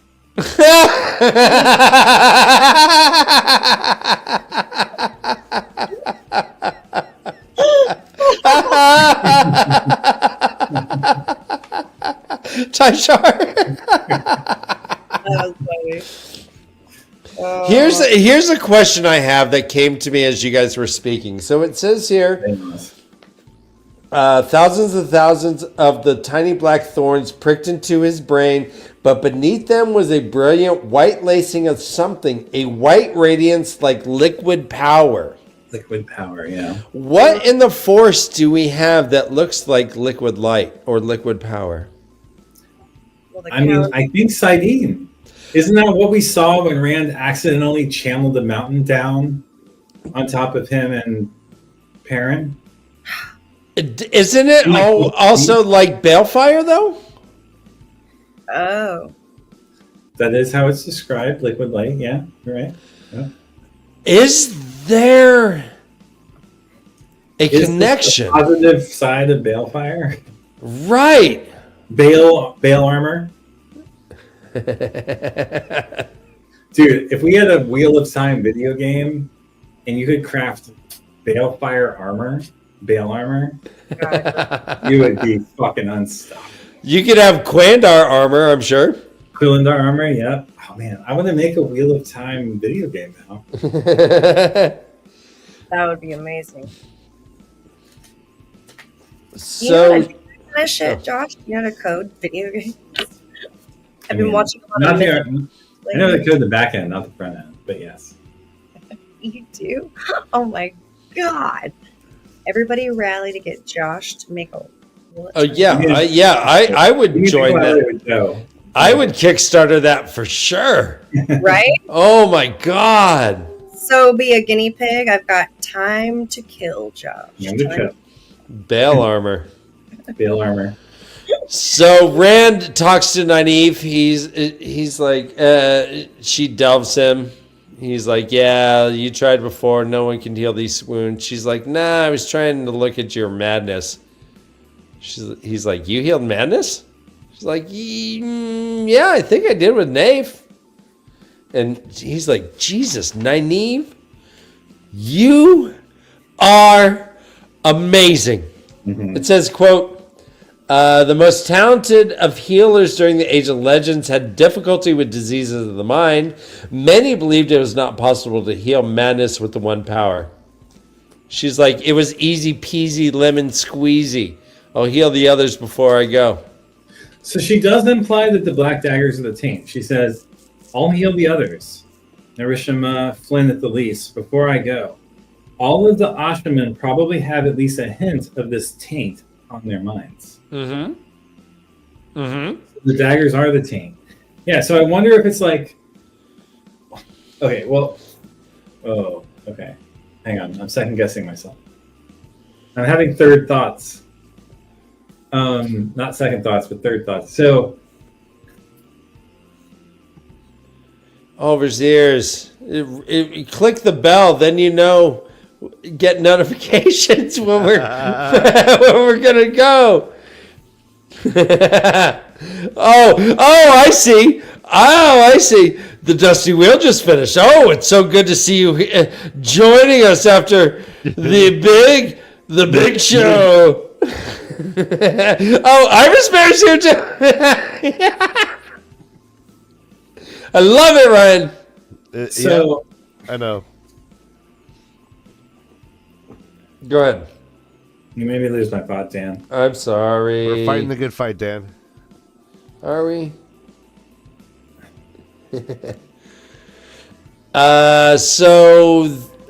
Rand's like, all right, yeah, go see Egwene. Please give her, speak nicely of me. So, if the taint is these black daggers, does the way that she sees this imply that the taint is the same for every, let me shorthand what I'm trying to get at, and then I'll walk back to thinking it through. Okay. So if the number of black daggers on your brain, is it the number of black daggers that correlate to how mad you are? Or is your madness a response to how long the daggers have been there? Or how much you've channeled? Are the number of daggers correlative to the number of times that you've channeled Sidene? Or was the taint the same on everyone and it just took a while to kick in? Like titrating up a medicine, I think we've seen that it's a cumulative effect. I don't know if it's from time. From usage, I would think, but I don't know if it's a direct correlation. I don't know if every time you use it, there's a new hook. The taint of the true power? It seems a physical manifestation of the taint of the true power then? It seems like the more you use it, the more likely it will happen.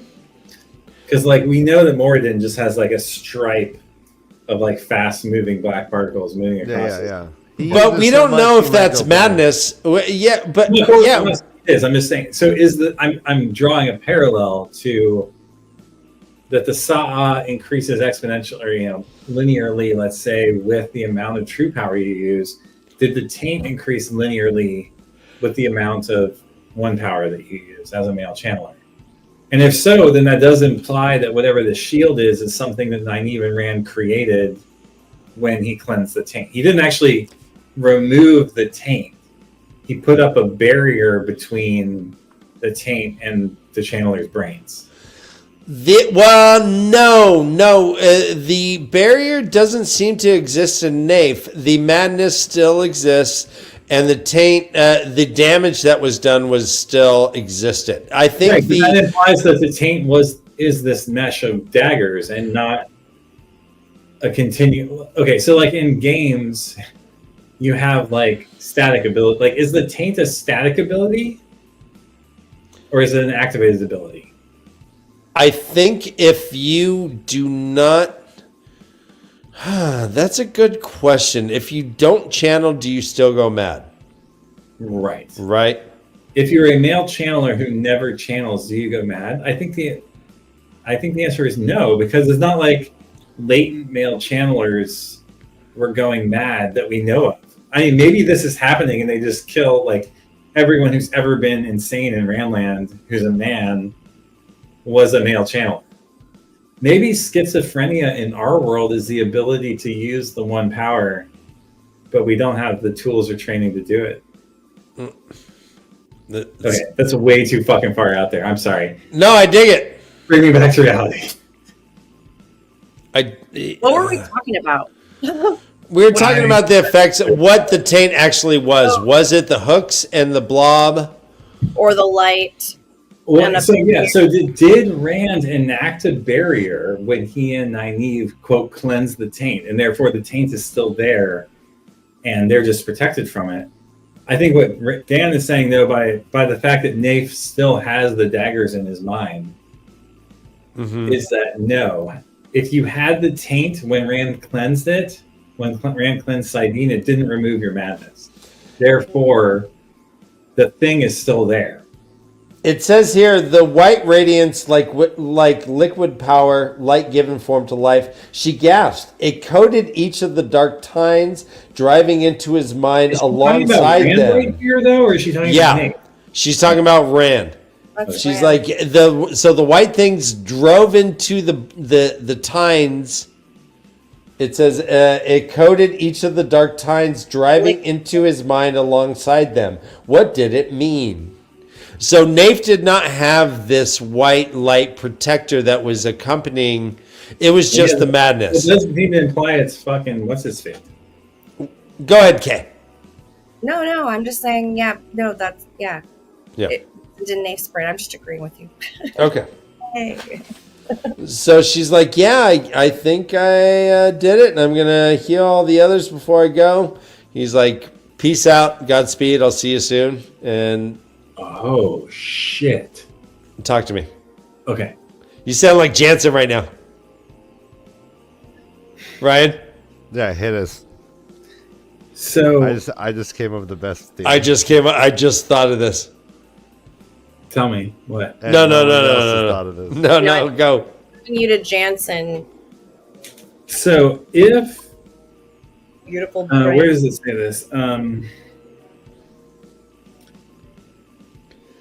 So Steam in a Pan makes a good point because it compares the taint to a compulsion. That's what I was. Yeah. So, Yes. oddly, the darkness did seem similar to compulsion. Was that what the taint had done? Bent the men who used the one power with the dark one's own compulsion. So all we know about what happens with the taint is that men go quote unquote mad. No one knows what their motivations are or what it is that they do. Right. And they usually like. So essentially, if this is true, what Nynaeve has discovered is that the taint was making Black Aja of the male channelers via compulsion, right? The madness is that the false dragons had was the Great Lord's power coming through them, compulsion coming through them. And why does that serve the Great Lord to have all of these false dragons? Well, let's look at how does it serve his purpose for them to go mad? We saw Rand. Well, not Rand. We saw Luce Theron in the very beginning of the very first book, killing his wife, who was mad. Right. He did not know what was going on. He's all, Ilyena, make some sandwiches. And Ishamael says, oh, I can't have you a lunatic. I need you to know what happened. And he put his hands on him and healed him. Yeah. He healed them of what? Compulsion? The taint. Which Luce Theron didn't even know could happen. Yeah, but that's in book 1, isn't it? It's the very first chapter. It's the prologue. Right. So okay, well, my fucking Moiraine steps over a building in book 1. She has a staff, like Gandalf. I want to really glom on to what you're talking about, but there's a part of me that's like... But I'm on board. I'm saying that indicates that it was compulsion. Well, but laying hands on him? Fuck. What? It just... it pisses me off so bad. Anyways, I'm sorry. What happened? That he heals him by, quote, laying hands on him is just... a fucking cop-out bullshit, fucking Christian. I'm sorry. No, it's very, yeah. Well, that's what Nynaeve does is when she delves. She grips their head too. Mm-hmm. She doesn't do it just remotely. She actually touches them. So what Ishamael does to Luce Theron. I think he grabs his head. Yeah. Okay. Yeah, it's all a little gag reflexy. And then pushes it downward. I get that. And pushes it downward. It says, just the tip, just the tip. That's it, bitch. Jesus. Wait, what is it? Wait, we gotta call back. We gotta call back to the show with the blowjob on accidental microphone. Wait, what was this again? Yeah. Work the Stallone, yeah. Work the shaft. Tickle the balls. Tickle the balls. Work the shaft. It's Sylvester Stallone. Work the shaft, tickle the balls. Holy shit, that's fucking amazing. I'm just imagining Luce Theron doing that right now. It's just so good. Hang on. Let's finish this chapter.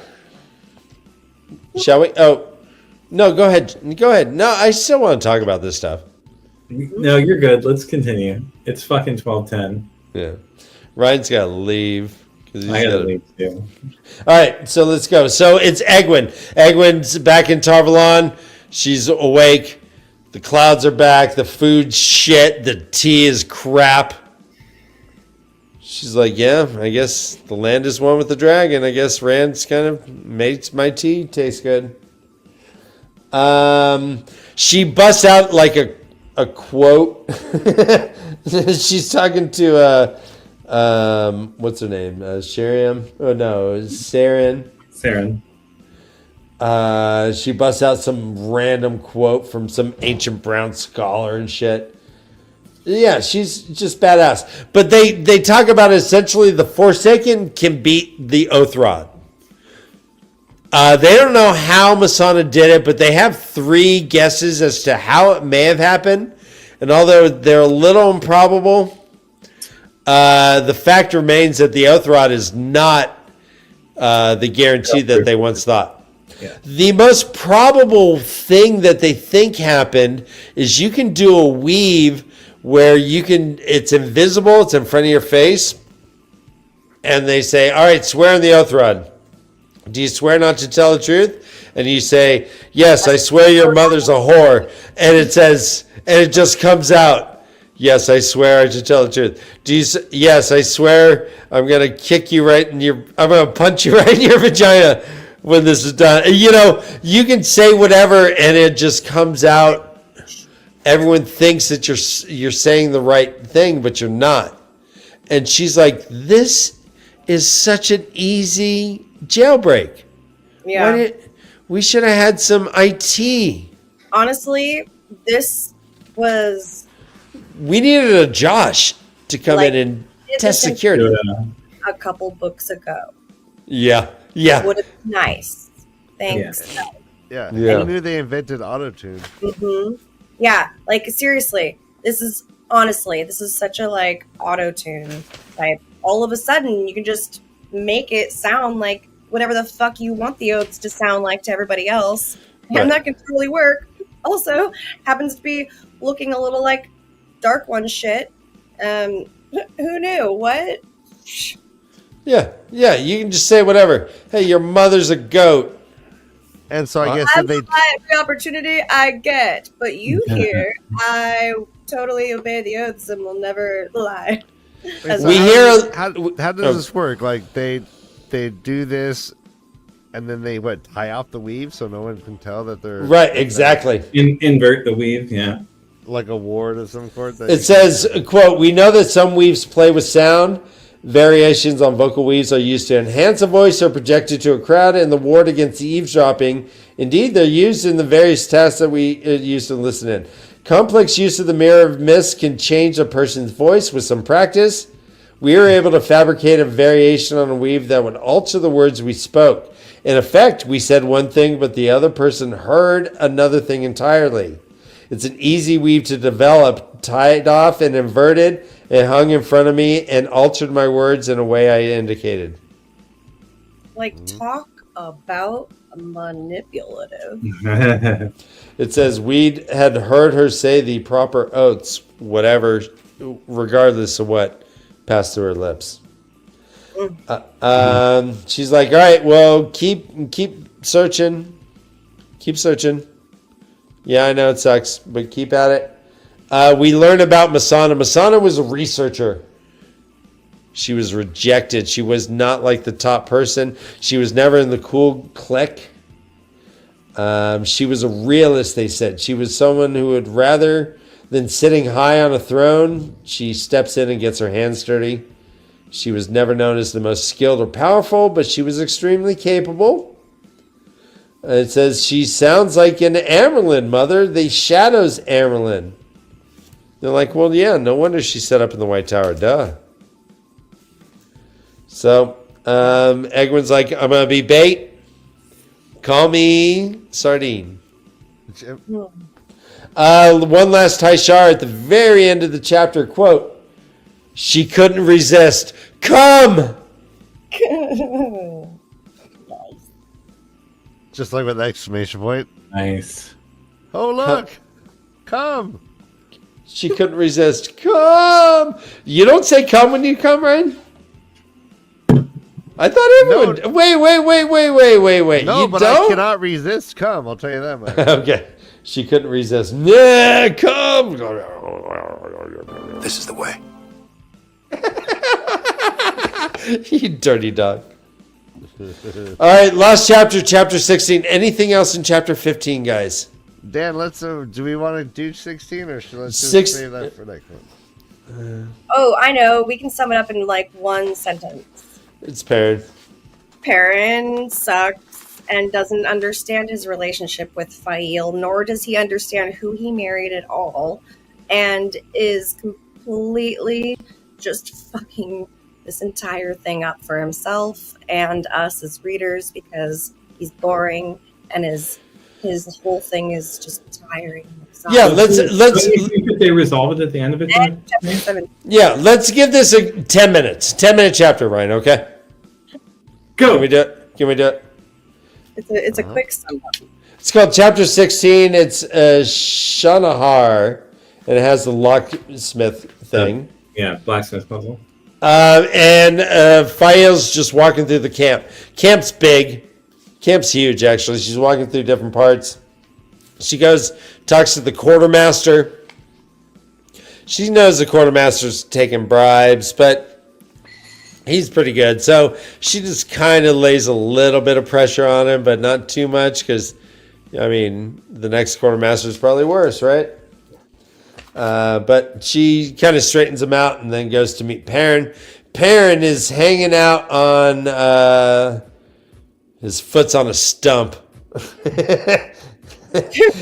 he checks he checks for wolves. There's wolves, a couple wolves far away, not any close. Fael, it says all right, Taishar. Women like their secrets. He heard Fael coming. How? I don't know what the secrets thing is, but definitely He heard her coming. No, she was doing it quietly. look what Keith gave me. All right, another tie chart quote. The things I would have done. He fingered the ham.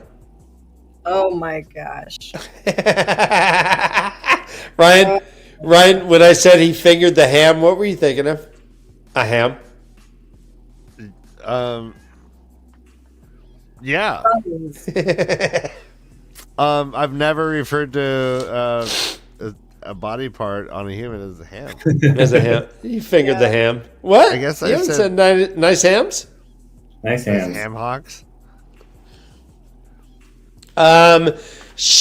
They're talking a bit. And he's like, hey, listen. They share. They share stuff. Like this series is known for people not sharing things. And she has a picnic set up. She's like, hey, yeah, this year is our 1 year anniversary, and this is what we always do in Shinar, but you guys in the Two Rivers don't celebrate this, but so we're gonna celebrate this. Parrot forgot. It says, quote, there was ham over a bed of boiled barley and capers across the top. There was even wine. On a scale of 1 to 10, what do we call this meal? Okay. Huh? What? Really a ham. Scale of 1 to 10. What score do you judge this meal at? For Ham over a bed of boiled barley and capers on the top and red wine. I want it so much, and I cannot bring myself to eat it any longer. So I don't know what you call that. 1 to 10. In a previous life, it would be a 10. All right. Josh, 1 to 10. 6. 6. I'd give What it the a... fuck are capers? Capers are like those Besides lemon... these. Oh, they're so good. Salty explosion of delightfulness. Vegetables. They're good. Yeah, no, this is a good 8 for me. I'm sad that you don't know what capers are, honey. We're gonna It's a have to flower. I'm It's a I'm pickled I'm into flower bud, madcap Ryan. capers. I love a good cop and robber caper. Oh. So, Fayo's cute here. She's like, she checks with Tam. She's like, what do you guys do for your anniversary, your first year? And he's like, I don't know, nothing. He's like, me and Carrie used to go on a picnic and just find a new place in the woods. And so she's like, all right, so I'm going to do that. We're going to do Tam Althor's own thing and call it what all the Two Rivers do. I am guessing all the Two Rivers do that if Tam Althor does it. So she has this picnic. She's like, yeah, in fact, we're not even going to argue. I kind of wanted to have a big old fight and then hate fuck.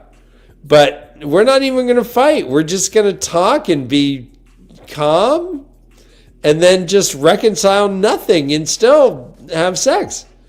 He's like, sounds awesome. He shares, he's like, hey, listen, this wolf thing is a big deal for me. It's really messing with me. And he like shares it all. He's like, when I get into battle, I can taste blood. I like it. There's this guy, Gnome, who became a wolf. I don't want to be him. All of it. All these things that he was hiding within himself, he finally shares with his wife. She also shares. She says, don't worry about Bear Lane. I'm going to take Bear Lane. I'll take care of it. Don't you worry about it. And he's like, wait a minute. She's like, don't. This is my job. He's like, all right, fine.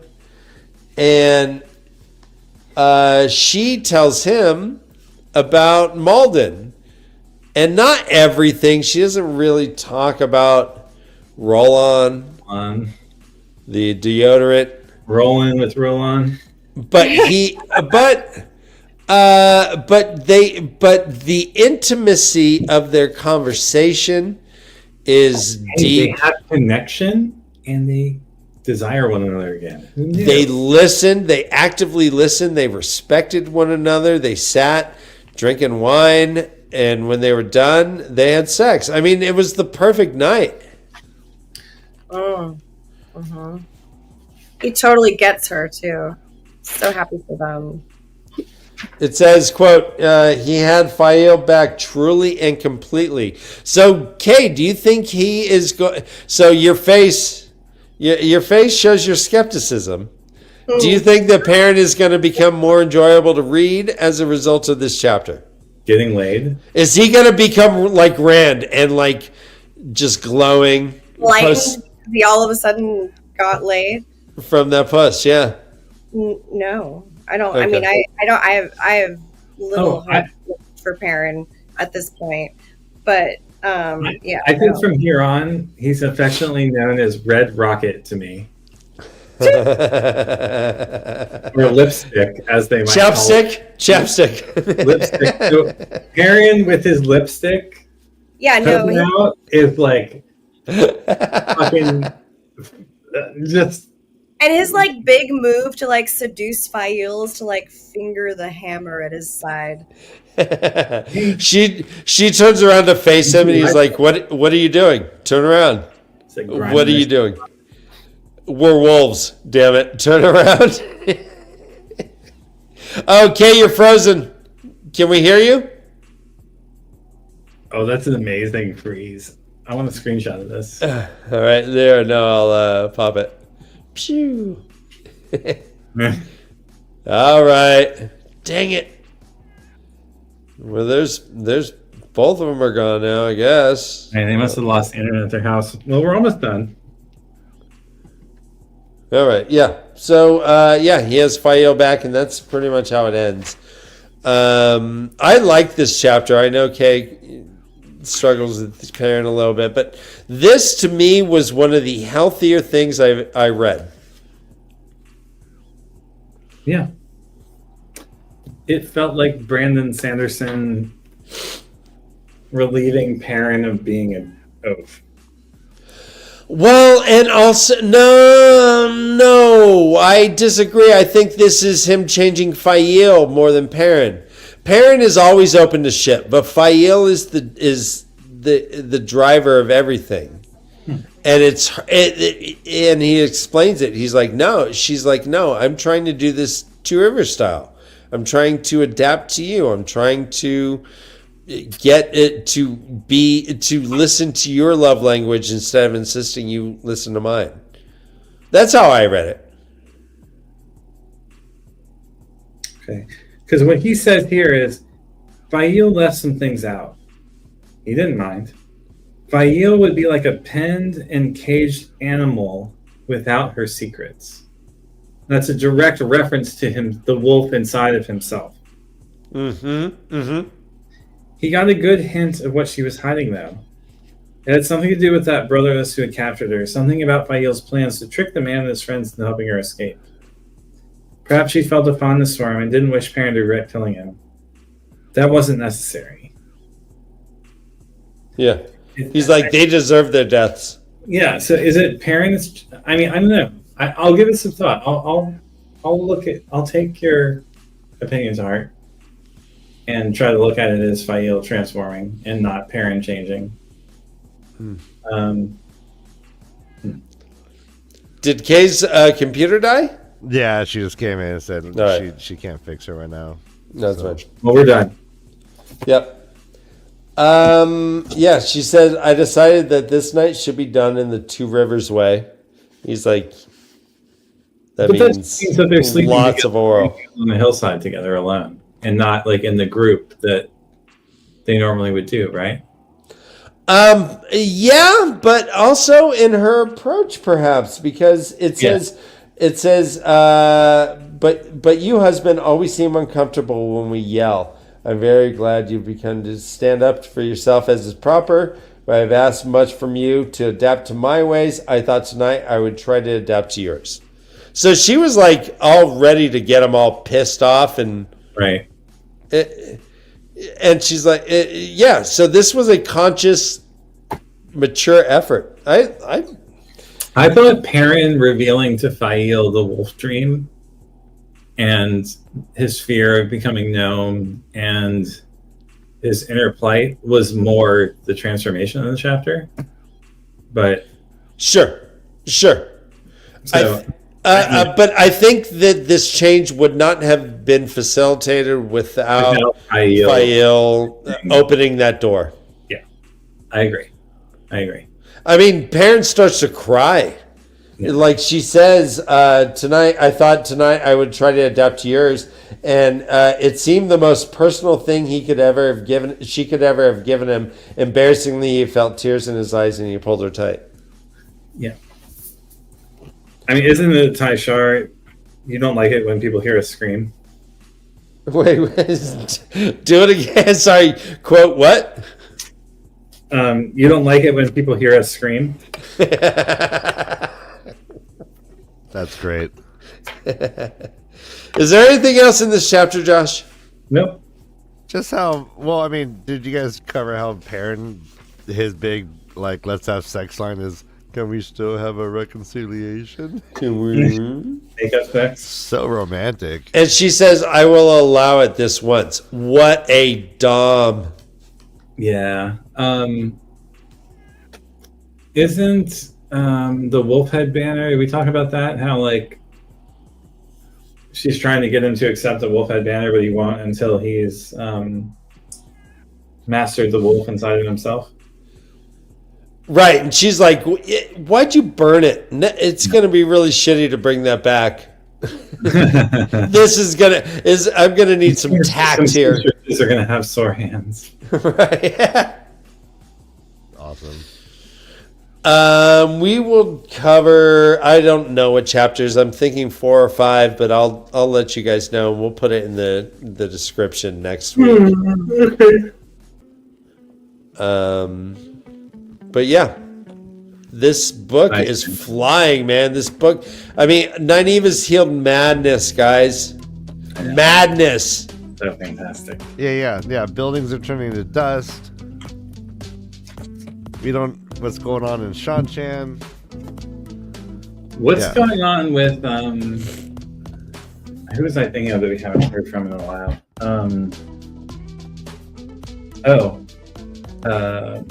Loyal. We haven't heard from Loyal. We haven't heard from the maiden, Rand's partner. Got my brain is tired. Avienda. Thank you. We don't know what's going on with Avienda.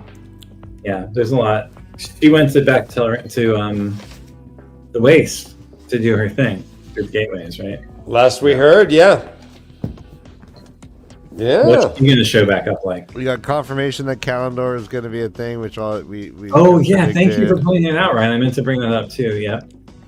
He asked Nynaeve to be with him. Rand intuited that. Yeah. Says because he can't just have one woman, so he needs another. So he doesn't know who he's going to choose. And he told Min that she needs to figure out how to reseal the bore without breaking the world. Yeah. Rand is like a Pokemon, like Ash from Pokemon. And he's like, Nynaeve, I choose you. She was or stoked. not. She was stoked. No, she's like, I'll be there, bro. Be there, bro.